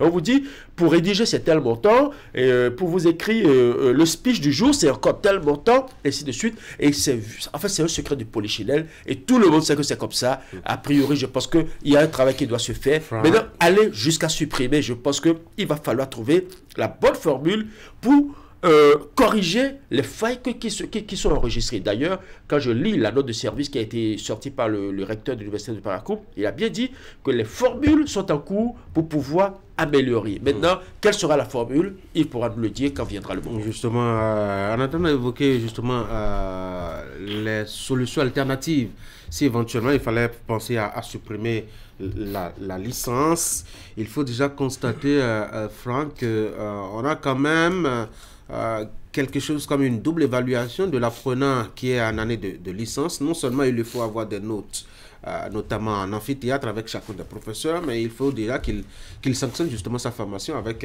une soutenance de licence. Est-ce que ce n'est pas une double évaluation qui quelque part pèse sur l'étudiant? Oui, votre analyse ne manque pas de pertinence. Moi, je pense que lorsque vous voyez aujourd'hui ce qui se passe dans nos universités, et lorsqu'on sait que là-bas, c'est un lieu de savoir où ceux qui s'y retrouvent font des recherches, analysent les questions dans tout leur contour avant même de prendre des décisions, on peut comprendre un peu la position des autorités qui décident aujourd'hui de mettre un terme à la soutenance en année de licence. Vous voyez, si l'étudiant est bien suivi, si sa formation est bien cadrée et tout ce qui doit aller avec se fait dans les normes, c'est que l'évaluation devrait s'arrêter à ces notes-là dont vous avez parlé. Si dans sa conduite, il se comporte bien, la façon de rendre, il se comporte bien et tout ça, eh bien, je pense qu'on devrait s'en arrêter là. Moi, je ne pense pas que ce soit une décision pour tirer vers le bas les apprenants de nos universités, parce que la décision certainement n'a pas été prise au pifomètre, c'est pas du jour au lendemain ou sur un coup de tête, ça a dû suivre, c'est un processus au niveau des autorités académiques, au niveau de nos universités. Et donc, je pense que ça, c'est une décision qui a été mûrie. Mais lorsque on laisse de côté tout ça, après avoir dit tout cela, vous savez, dans ce pays, on nous a vendu le système LMD comme étant celui qui doit rendre les produits de nos universités compétitifs sur le marché de l'emploi, licence, master, doctorat, si je me trompe. Alors, qu'est-ce que cela va devenir avec cette décision si on supprime les soutenances? Parce que la soutenance... Master, doctorat, système MD, puis c'est fini, oui. Oui, mais on a dû réfléchir pour trouver ce système-là. Qu'est-ce qui n'a pas marché? Si vous faites soutenir l'étudiant en année de licence, je pense que ça lui permet d'aller sur le terrain, de faire des recherches à côté de tout ce que Ulrich a dit. Certains ne le font pas, c'est une formalité. Ils prennent des anciens étudiants qui ont eu le temps, eux, de bien se mouler dans le système, qui leur rédigent quelque chose et le jour de l'examen, vous venez vous plancher. Donc, moi, je pense qu'il faut davantage expliquer pourquoi on l'a fait, et surtout au niveau des facultés classiques. Vous voyez, si on veut voir un peu la façon dont les choses se passent, le grand nombre et toutes les conditions dans lesquelles les gens étudient jusqu'à la licence, je pense qu'il faut davantage... Parce que la note de service est restée un peu parcellée à mon avis. On n'a pas évoqué les raisons pour lesquelles exactes. Et on parle... on a mis un peu de bémol pour dire des formules de remplacement. Qu'est-ce qui n'a pas marché avec l'ancien système et que veut-on corriger réellement? Peut-être examiner dans le fond ce qui crée le problème et qui amène les gens peut-être à songer à la suppression, William.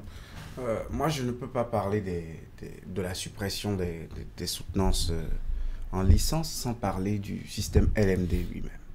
Vous savez, le décret de juin 2010 pris au Bénin pour instaurer désormais comme... modèle d'enseignement dans nos universités, du système LMD, quand vous le parcourez, il est clair.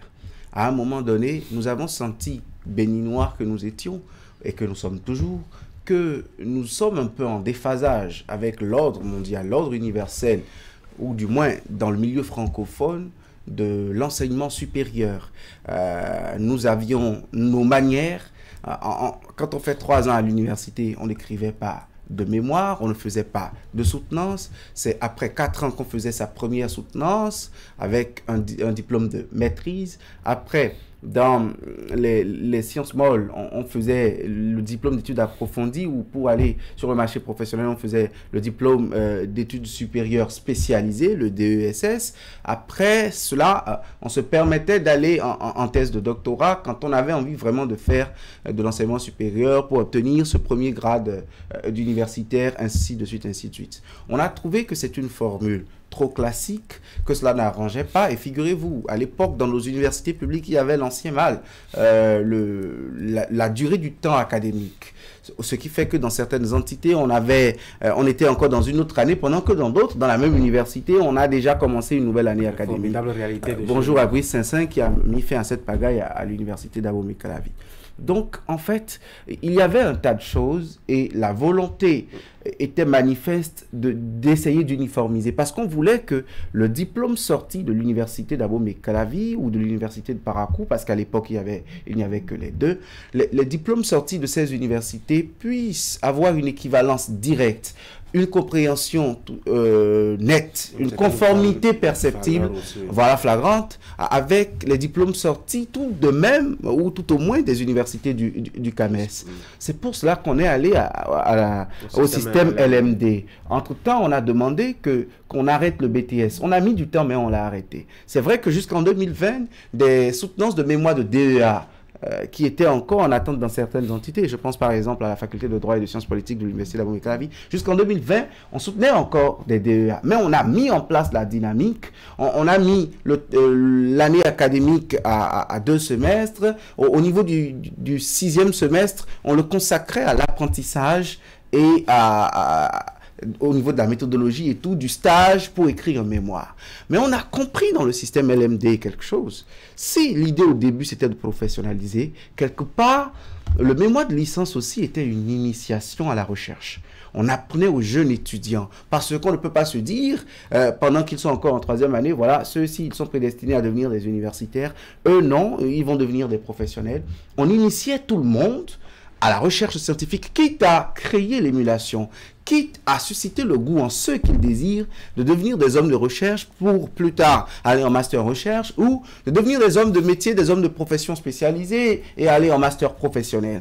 Mais on a compris que finalement, cette valeur s'est altérée. Finalement, cela n'initie plus à la recherche parce que de plus en plus, reconnaissons-le, le niveau de culture générale, le niveau même d'assimilation des étudiants, vu leur âge, aujourd'hui, des gens ont le bac à 16, 17 ans, en 3e année, on a 19 ans. Oui, mais avant, il y avait aussi des gens qui ont le bac à 16 ans. Ils oui, pas aussi idiots. Mais avec un niveau de conscience. Moi, je pense aussi. avec un niveau de conscience un peu plus responsable. Ce qui fait que... Aux âmes bien nées. La valeur n'attend point le nombre d'années, certes, mais il y a des gens qui aujourd'hui, vous voyez, le niveau de conscience, il n'est pas très bien. D'ailleurs, on a du mal à cerner le thème, on ne sait pas vraiment. C'est comme une corvée, c'est une grosse formalité. C'est peut-être l'instant de s'acheter pour la première fois un costume, l'instant d'amener ses parents du village pour la toute première fois, de se faire voir. Mais est-ce que toute cette ferveur, oui, ça n'ajoute pas un piquant justement à la chose pour qu'on la maintienne effectivement? Mais est-ce que c'est un piquant qu'on veut, ou on veut vraiment mettre une culture de la recherche? Parce que, vous savez, il y a des entités qui ne font pas de soutenance en licence. La faculté de droit et de sciences politiques ne fait pas de... Parce qu'on se dit, en termes d'initiation à la recherche, l'apprenant n'a pas encore le niveau. Dans les sciences techniques, à la faculté des sciences techniques à la FAST, en licence, on dépose des rapports de fin de formation. Parce que, quand vous avez fait la 3e année avec autant de matières, autant de généralités, vous n'avez pas encore les moyens d'aller faire de la recherche. J'ai l'impression que le problème se pose surtout au niveau des facultés à gros effectifs, la flash, etc. et tout ce qui va... Et pas que, les facultés à envoler un peu littéraire, c'est-à-dire les facultés dans lesquelles, avec ChatGPT, l'intelligence artificielle, sans faire la promotion, avec un plagiat, aujourd'hui il y a des logiciels de plagiat, mais avant, on copiait un ancien mémoire. La méthode est connue, et c'est même répandu aujourd'hui. On ne se cache plus pour le faire. On prend un vieux document, on le réactualise, on prend un vieux thème, on le reformule. Est-ce que justement, pour ceux qui pensent qu'il faut supprimer, n'ont pas quelque part raison, la galère financière dans laquelle on jette justement le jeune apprenant qui doit débourser beaucoup de sous, même s'il doit se faire aider par des aînés ou autres, mais il y a surtout la corvée que cela devient pour les enseignants qui se retrouvent parfois chaque année avec 150 étudiants à suivre pour justement la soutenance de licence. C'est une grosse galère, Franck. Oui, c'est une très grosse galère. Et si vous voyez les conditions dans lesquelles ces soutenances-là se réalisent, d'abord la recherche, vous voyez en disant que les étudiants dépossèdent pratiquement leurs parents de leur petite économie pour aller sur le terrain, ainsi de suite. C'est une grosse galère. Et au niveau de nos universités, vu aujourd'hui le nombre d'enseignants que nous avons par rapport au nombre d'étudiants, ça devient infernal. Je me demande même si les professeurs ont le temps vraiment de parcourir ces mémoires. C'est vrai qu'ils ont des assistants, des étudiants doctorants, des doctorants qui les aident dans cette tâche-là, mais c'est vraiment compliqué. Aujourd'hui, vous voyez, on a circonscrit pour le cas de Parakou à une faculté, et je pense qu'au niveau des facultés classiques, ça peut se justifier par le fait qu'on recherche un peu la qualité de la formation. Mais je me demande si, en supprimant, est-ce que les étudiants vont prendre connaissance, vont prendre au sérieux ce diplôme-là? Est-ce qu'on va se dire, je suis en train d'évoluer à l'université pour avoir le premier diplôme qui s'appelle licence, avant même de penser au master et au doctorat pour ceux qui ont les moyens, pour ceux qui le veulent. Je ne crois pas qu'on ait plus de... Et avec ça, vous allez voir des étudiants qui vont davantage griller les cours, qui ne vont pas véritablement se donner à ces 3 années d'apprentissage. Il suffit que vous ayez les polycopes, vous ayez les cours à la maison, vous vous préparez pour venir composer, parce qu'on se dit, bon, c'est un passage, disons déjà réservé, c'est un passage qui est déjà garanti. Donc je pense qu'il faut revoir, et que les formules de remplacement dont on a parlé, là on peut donner encore... on voit cela tout à l'heure. Eric, je pense que pour le cas de l'université de Parakou, on parle plutôt de suspension et non de suppression. C'est-à-dire pour des raisons organisationnelles, c'est vrai que ça manque de détails, mais seulement pour l'année 2023-2024. Donc peut-être que après ça, les choses vont reprendre justement. Donc c'est sûr qu'il s'est produit certainement un certain nombre de difficultés. L'université attend véritablement qui a réussi à retrouver le communiqué. Donc l'université attend sans doute de trouver des solutions avant de relancer justement les soutenances. C'est vrai que c'est contraignant, Tanguy. Mais vous savez, ça n'arrive qu'une fois 3 ans ou 4 ans pour ceux qui ont des matières à reprendre. Donc, une soutenance ne tombe pas sur la tête de l'étudiant comme ça, de cette façon, y compris même les familles. Quand votre enfant entre à l'université, que ce soit en faculté ou dans une école, on sait que d'ici 3 ans, 4 ans, une telle épreuve va véritablement s'imposer. Et quand on rentre dans cette phase, déjà, vous savez que vous avez déjà un thème à défendre. Donc, c'est déjà dans l'esprit des gens. Donc, c'est même en termes de dépenses, on sait a priori qu'on doit pouvoir véritablement mettre quelques ressources à disposition de l'étudiant pour pouvoir véritablement faire ça. Et je pense aussi que dans les contents qu'on peut relever, cela n'est pas de nature à aller vers une décision aussi radicale de suppression. Moi, j'estime que il faut davantage revoir au niveau des effectifs pour justement permettre aux enseignants au niveau des facultés de bien faire le suivi. Parce que quand un professeur devra faire le suivi d'une dizaine d'étudiants, voire parfois une vingtaine lui seul, quel temps il a véritablement de prendre connaissance du document, de lire, de corriger, de faire observer à l'étudiant, voici ce qu'il faut faire. Vous avez des étudiants, quand bien même on leur a désigné un professeur, n'ont vraiment pas le temps de rencontrer ce dernier pour vraiment s'asseoir. Le professeur a des assistants, parce que le monsieur, il est partout. Il est partout. Dans les écoles, c'est relativement encore un peu mieux. Là, on arrive à contrôler les effectifs. Donc, bon, les étudiants sont un peu suivis et puis tout ça. Mais ça reste demain un diplôme. Je pense que c'est à ce niveau-là qu'il faut davantage travailler pour renforcer véritablement. Et ensuite, lutter contre ces esprits égarés qui ont introduit la tricherie dans cette affaire. Ulrich a fait via le tableau. Avec l'application aussi ChatGPT aujourd'hui, vous lancez votre thématique, votre thème, l'application vous sort votre mémoire. Vous avez des gens qui sont spécialisés dans la rédaction, ils en font le fonds de commerce. Il faut aller dans nos universités, chercher ces individus et les sanctionner. Parce que ce faisant, ils fragilisent le diplôme. Et vous avez des étudiants, même à la veille de leur soutenance, ils sont à l'aise parce qu'ils savent que... C'est quoi, bon, ils vont pas se proposer... Non, ils savent que... Bon, oui. Ils savent que le travail est fait ailleurs et puis après on leur remet le document et bienvenue les dégâts, quoi. Oui. J'aimerais bien rebondir sur le tout dernier aspect développé par Eric. C'est vrai effectivement que c'est au niveau des professeurs que le véritable problème se pose. Vous avez, il y a des étudiants qui ont leur thème. D'abord, difficilement, le thème est retenu parce qu'on leur demande de choisir un thème. Ils choisissent ce thème. Il faut étudier, voir un peu,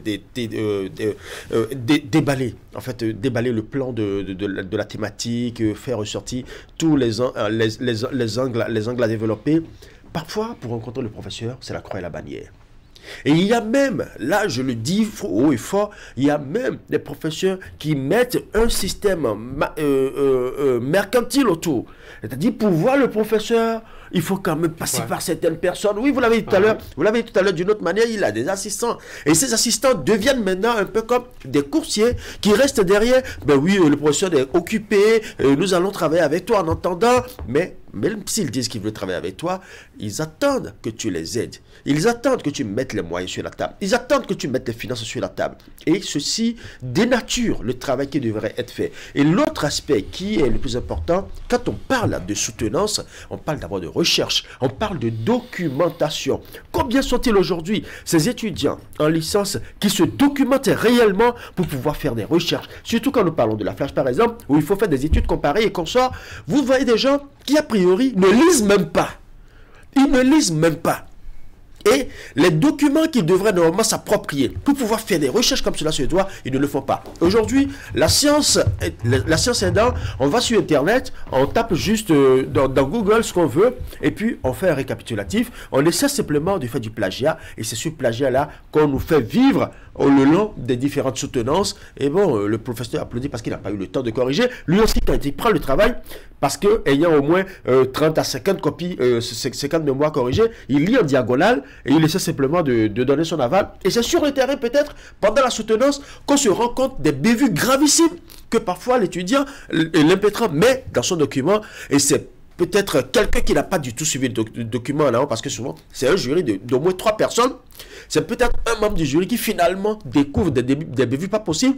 Et c'est là maintenant que les larmes commencent par couler parfois. Et on se rend compte que l'étudiant... Et là encore, on se dit, bon, écoutez, il y a déjà les sandwichs à côté, tout ce qu'il faut, les parents à côté, par pitié. Bon, on sait, là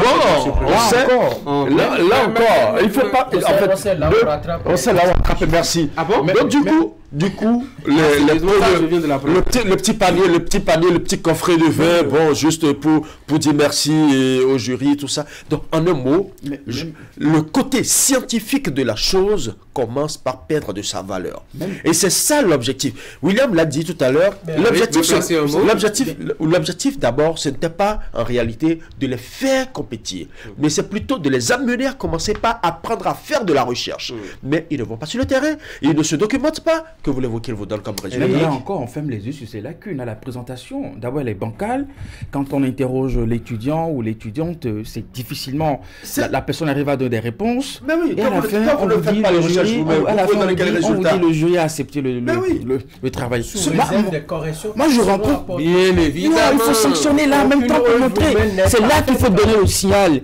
Quand on a les preuves de ce que la personne n'a pas suivi le processus, la personne n'a pas rédigé le mémoire, et ces éléments sont là à vos yeux, il faut sanctionner dur et fort. Et en même temps donner le signal de ce que... même pas le document. Et en même temps, il ne se l'approprie même pas. Et en même temps, vous imaginez, je pose des questions sur votre document, il est incapable de dire oui, j'ai dit ci, j'ai dit ça, j'ai argumenté de telle manière. C'est comme si c'était un document qu'on lui a juste parachuté comme ça, mais ça pose un problème. Alors, j'ai l'impression que pour vous, il faut maintenir... Oui. Sur la question des enseignants, moi je pense que encadrer des jeunes, c'est la prime à l'avancement des enseignants. Pour moi, là, il n'y a pas de problème. Ils passent à peine 40 heures en amphithéâtre pour une promotion, pour un cours. pour une unité d'enseignement, quand ils en ont 2 sur l'année. Hein. Sur l'année. Oui, donc, ils passent moins de temps en amphithéâtre, ils passent plus de temps dans les laboratoires et dans l'encadrement des jeunes. Et c'est ça, leur propre formation à eux. Et je ne vous apprends rien pour vous qui avez le grade de docteur. C'est la prime pour évoluer dans l'enseignement supérieur. Aujourd'hui, le système au niveau de l'enseignement supérieur est très difficile. On y a même introduit l'aspirana et tout. Mais avant, c'est comme cela que ça se passait pour le jeune docteur, pour devenir maître assistant, ensuite maître de conférence et tout ce que vous voulez. Donc, sur l'encadrement des mémoires, moi, je pense que les enseignants, c'est leur boulot. C'est pour ça qu'ils sont là. Oui, mais ils ne sont pas non plus des ânes à porter toutes les charges. Je suis d'accord. Oui. C'est pour cela que quand le document ne vaut pas ce qu'il doit valoir, il faut faire le débat. Ils ont même pensé, vous savez, la recherche normalement elle est individuelle, mais en raison des effectifs, en raison de tout, on a même trouvé par endroit l'intelligence de mettre les gens en binôme. Toujours pour régler ce problème d'effectifs, toujours pour essayer de parfaire déjà au niveau des étudiants eux-mêmes. Mais pour moi qui suis tombé sur des travaux de licence, je ne vous dis pas que parfois vous vous demandez si quelqu'un qui a fait 3 années à l'université ou 2 personnes qui ont fait 3 années à l'université peuvent associer des intelligences et sortir un document aussi médiocre, ou un document civil. Non, d'autant plus que ça reçoit la caution des membres du jury. Non, avant que moi je parle, moi je ne vois le document qu'avant que ça aille sur la table des enseignants. Et de 2, que ça a été accepté. Oui, parfois les enseignants par pitié pour les 50 000 payés pour frais de mémoire. Oui, il y a la pitié scientifique. Et Tanguy, j'en aurais fini sur cet aspect quand je vais parler aussi des exigences. Vous voyez, on demande la revue de littérature à des gens qui n'ont jamais pris un bouquin depuis qu'ils sont venus à l'université. Et c'est à la veille des soutenances. Vous savez, moi je pense par contre, c'est une suppression, hein. Ce n'est pas une suspension. Par contre, la décision de parcours est une suppression pure et dure, à partir dès cette année académique. Moi, je pense qu'au-delà de parcours, après 14 ans, on devrait discuter. Les enseignants, ils ont fait beaucoup d'ateliers sur le système LMD. Mais sur la question des soutenances de mémoire en licence, pour ne pas dénaturer le LMD, qui est un mode universel, on aurait dû faire un bilan chez nous et dire, avec la façon dont nos jeunes étudiants tuent la recherche en licence, encore qu'aujourd'hui, dites-moi dans quelle formation, est-ce que c'est en lettres, est-ce que c'est en droit, est-ce que c'est en sciences éco, qu'avec la licence, vous pouvez aller sur le marché de l'emploi et valoir quelque chose. Donc, autant de questions qu'il fallait juste se poser et organiser de façon holistique une réflexion avec les spécialistes de sciences de l'éducation, avec les meilleurs théoriciens du LMD. Parce que même dans le système francophone, il y a des pays comme le Canada qui ne font pas du LMD. Et donc, on pouvait penser à, est-ce qu'on fait un LMD béninois ou est-ce qu'on revoit un peu les choses? J'aurais préféré ça. On est spécialiste dans les copier-coller sans réflexion, donc bon, on l'adopte tel que c'est venu, hein, on importe, on le met dessus tranquillement, et puis ça passe. Qu'est-ce qu'on fait? Qu'est-ce qu'on fait concrètement? On se prime ou pas? On l'améliore ou pas? Et même si on doit améliorer, qu'est-ce qu'on fait? Qu'est-ce qu'on améliore? On multiplie le recrutement des enseignants ou on limite davantage l'accès à l'université afin d'avoir, je dois dire, un flux qui soit bien contrôlé afin que ceux qu'on forme soient de bonne qualité. Question pour le Conseil national de l'éducation. Je pense que la question devait discuter, William l'a si bien dit, on doit pouvoir s'asseoir autour de la table pour faire un peu le bilan du parcours, les soutenances de licence, le système LMD, lorsque nous mettons tout cela ensemble. Parce que quand on supprime cela à l'université de Parakou et qui, par exemple, et ailleurs, on ne continue pas à le faire, moi, ça me pose un petit problème. Nous sommes dans un système d'éducation qui ne doit pas différer d'une région à une autre. D'université à une autre. D'université d'un pays à un autre. Lorsque vous prenez, William l'a dit, la licence aujourd'hui, ça vous permet d'avoir quel job sur le marché? Qu'est-ce que ça vous permet? En dehors des enquêtes que... Il faut faire mathématiques ou sciences physiques. Hein. Sinon, si vous faites la SVT ou anglais ou français, AME, licence, c'est plus que difficile. Hein. C'est le niveau maîtrise ou le niveau master. Même dans les établissements privés, là. Non, par contre, quand vous avez un diplôme professionnel, c'est-à-dire vous avez fait l'école normale, un niveau Bac plus 3, oui, mais quand vous avez fait une faculté classique, en Bac plus 3, même à AME, c'est difficile. Le débat se situe à tous les niveaux et je pense qu'il faut aujourd'hui s'asseoir pour en discuter. discuter. Lorsque vous parlez des soutenances, il faut relativiser un peu. L'étudiant peut faire de très belles recherches, il peut les consigner dans un document, mais la façon de rendre... Mal les présenter. Voilà, mal les présenter. Oui, tout le monde n'a pas peut-être le verbe ou même la simple présence des membres du jury, d'un professeur qui en amphi lui fait vivre la misère. Le simple fait de voir ce professeur dans son jury, parce qu'a priori, vous ne décidez pas de celui qui doit vous évaluer. C'est pas le jour là, il vient découvrir les membres du jury. Il voit juste le nom, il n'a pas la possibilité de dire au doyen de la faculté, changez-moi ce monsieur-là. Il n'a aucun droit de se faire changer son membre du jury. Me donne la trouille. Donc, il faut voir cette... La trouille carrément. Oui, la trouille. Lorsque vous le voyez... Quand vous les voyez dans des jurés, quand vous voyez qu'ils sont jurés... Déjà, quand tu entends leur nom... Non. Déjà, retourne au village carrément d'abord. Tu perds le sommeil. Parce qu'il laisse de côté... C'est pas une bonne notoriété. Il laisse de côté le document et on vous pose des questions d'actualité, des questions de culture générale. C'est vrai qu'il faut une rigueur en matière de science. Vous en avez créé ce sentiment de pas leur rigueur, pas parce qu'ils sont mauvais enseignants ou méchants enseignants. Ah non, il y en a. Vous avez des gens qui créent cet effet parce qu'ils sont très rigoureux, ils sont minutieux dans leur façon d'apprécier le travail. Et l'étudiant qui estime que je n'ai pas atteint un niveau assez consistant en matière de présentation, voilà, ce monsieur peut vraiment me créer tous les problèmes. Mais après, moi, ce sont les questions de première, deuxième année, des questions d'ordre général qu'ils ont eu le temps d'oublier parce qu'ils n'ont pas vraiment appris. C'est plutôt, on a étudié, on a composé, on a oublié juste après. Donc, ces questions redoutent souvent les étudiants. Moi, mon inquiétude, nous sommes dans un État où c'est l'État qui gère la politique de l'éducation. C'est vrai que nous partons du cas de Parakou. Alors, qu'est-ce qui va se passer dans les autres universités? J'ai lu des étudiants, d'abord Mekalavi, qui ont fait des mouvements. Le recteur leur a dit, la décision de suspension, de suppression, c'est moi le recteur qui prend cette décision, c'est pas vous les étudiants. Alors, comment ça va se passer dans les autres universités? Autrement, on va assister à un déséquilibre pendant qu'à Parakou, Flash et Fazeg n'ont plus la possibilité de faire les soutenances, à l'université de Cotonou, à Porto-Novo et puis tout ça. Donc, je pense que le ministère doit intervenir. Non, de toute façon, la formule sera tout trouvé puisque dans la note de service, il a été bien précisé que c'est juste pour l'année 2023-2024. Donc, a priori, d'ici quelques mois, nous aurons une formule assez une formule de remplacement pour savoir exactement ce qu'il en est. Une chose est claire, un travail se fait certainement dans les coulisses et nous saurons bientôt, est-ce que on va revenir avec la licence, l'ancienne formule, ou trouver une formule beaucoup plus adéquate pour pouvoir non seulement aider l'apprenant à mieux faire ressortir ou à mieux rendre ce qu'il a appris, ou plutôt sursoir carrément à ce type d'exercice. En tout cas, on verra bien ce que ça va donner. Mais au-delà même de la question de la licence, il faut se poser une question. À quoi servent toutes ces recherches que nous faisons et qu'on envoie dans la poussière, que cela soit au niveau de la licence, du master, que du doctorat. Vous avez à la fin de chaque année des centaines de documents qui sont parqués et qui, dont les résultats ne sont pas véritablement utilisés. On se demande véritablement, oui, pourquoi est-ce qu'il faut remplir les bibliothèques de documents Est-ce que nous avons les moyens de notre recherche scientifique? C'est la grosse question. Oui, c'est surtout ça. Je crois qu'il y a c'est le travail qui devrait normalement se faire. C'est vrai que les licences, je parle de la soutenance en général, que ce soit en licence, en master ou au doctorat, je pense que d'une certaine manière, ce sont des documents, des recherches qui devraient être approfondies pour servir au développement.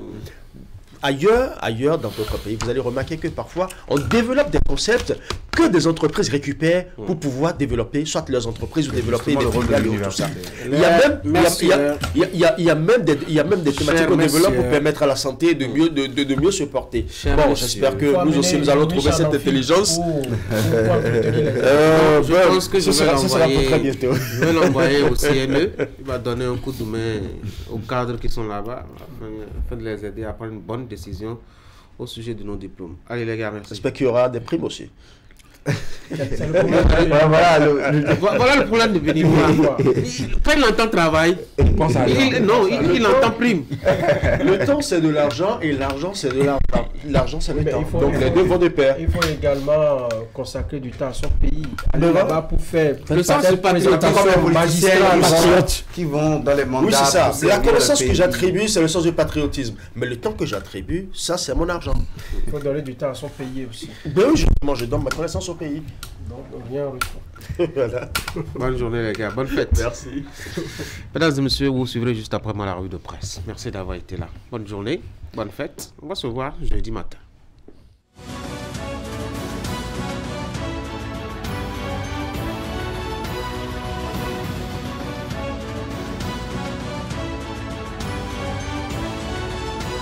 Rebondissement dans le dossier de protestation des mouvements syndicaux. Bonjour à toutes et à tous. Après une première tentative soldée par un échec et marquée de plusieurs dizaines d'arrestations, les fêtières syndicales fixent une nouvelle date pour marcher contre la cherté de la vie. Le matinal en déduit que nous tendons vers un bras de fer entre le gouvernement et les syndicats et alerte sur la nécessité d'aplanir les divergences. C'est désormais la lune de fiel entre le gouvernement et les partenaires sociaux après la marche pacifique étouffée par la police républicaine sur ordre du préfet du littoral, Alain Orunla, samedi 27 avril 2024.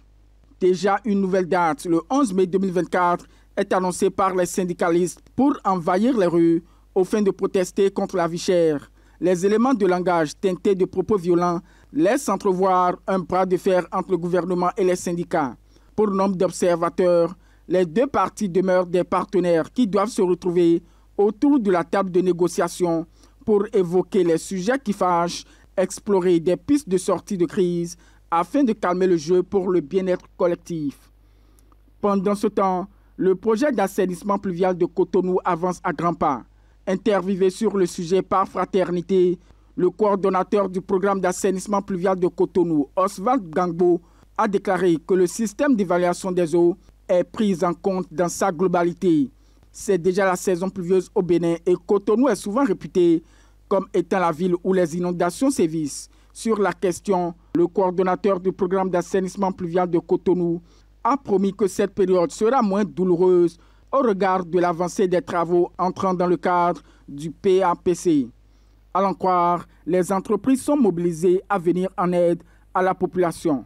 Je cite, « Nous avons mis en place des comités de lutte contre les inondations. » Fin de citation.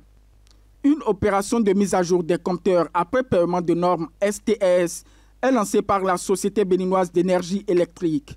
C'est une information livrée par le matinal. Les compteurs après paiement de normes STS sont mis à jour depuis hier 29 avril 2024 par la Société béninoise d'énergie électrique. L'annonce a été faite dans un communiqué rendu public par la société. Selon le communiqué, cette opération est répartie en 2 phases et est entièrement gratuite. Elle a pour objectif de prolonger la durée de validité des compteurs STS jusqu'en 2045. Pour sa part, Décryptage Info nous rapporte que désormais, en matière financière, le taux d'usure est de 18% pour les banques et 27% pour les SFD. Le Bénin franchit une étape importante dans la régulation de son secteur financier avec l'adoption de 3 lois majeures lors d'une session plénière de l'Assemblée nationale. La première loi adoptée concerne la réglementation bancaire. Elle vise à régir l'implantation, l'exercice de l'activité et le contrôle des entités opérant dans le secteur bancaire du Bénin, ainsi que leur résolution et leur liquidation. La deuxième loi porte sur la définition et la répression de l'usure. Elle fixe le taux d'usure à 18% pour les banques et 27% pour les systèmes financiers décentralisés. Cette loi vise à transposer les dispositions communautaires dans l'ordre juridique interne du Bénin. Enfin, la troisième loi adoptée concerne l'activité d'affacturage. Elle vise à favoriser le développement de cette activité en tant qu'offre de financement adaptée aux problèmes de trésorerie des entreprises et particuliers, notamment les petites et moyennes entreprises. Mesdames et messieurs, restons à l'Assemblée nationale pour évoquer à nouveau l'épineuse question de la cherté de la vie. Le quotidien domestique nous apprend que l'honorable Nourenoua Tchadé a interpellé le gouvernement. La question de la cherté de la vie fera bientôt l'objet de débats au Parlement dès sa programmation. En effet, le député Nourenoua Tchadé, président du groupe parlementaire Les Démocrates, vient de déposer une question orale avec débat dans laquelle il invite le gouvernement à répondre à 6 questions orales. Pour finir, 2 policiers ont été incarcérés suite au décès d'un motocycliste au poste de péage d'Ekpé. Les 2 policiers impliqués dans l'accident qui a coûté la vie à un motocycliste au poste de péage d'Ekpé sont dans de beaux draps. Les 2 hommes en uniforme ont été placés sous mandat de dépôt est déposée à la prison civile d'Akpro-Misérité après leur audition au parquet du tribunal de Porto Novo, vendredi 26 avril 2024. Selon les faits rapportés par le matinal, la victime tentait d'échapper à une course-poursuite des éléments de la police républicaine et s'est fait percuter par un minibus communément appelé Tokpa Tokpa. Fin de la revue de presse de ce mardi 30 avril 2024.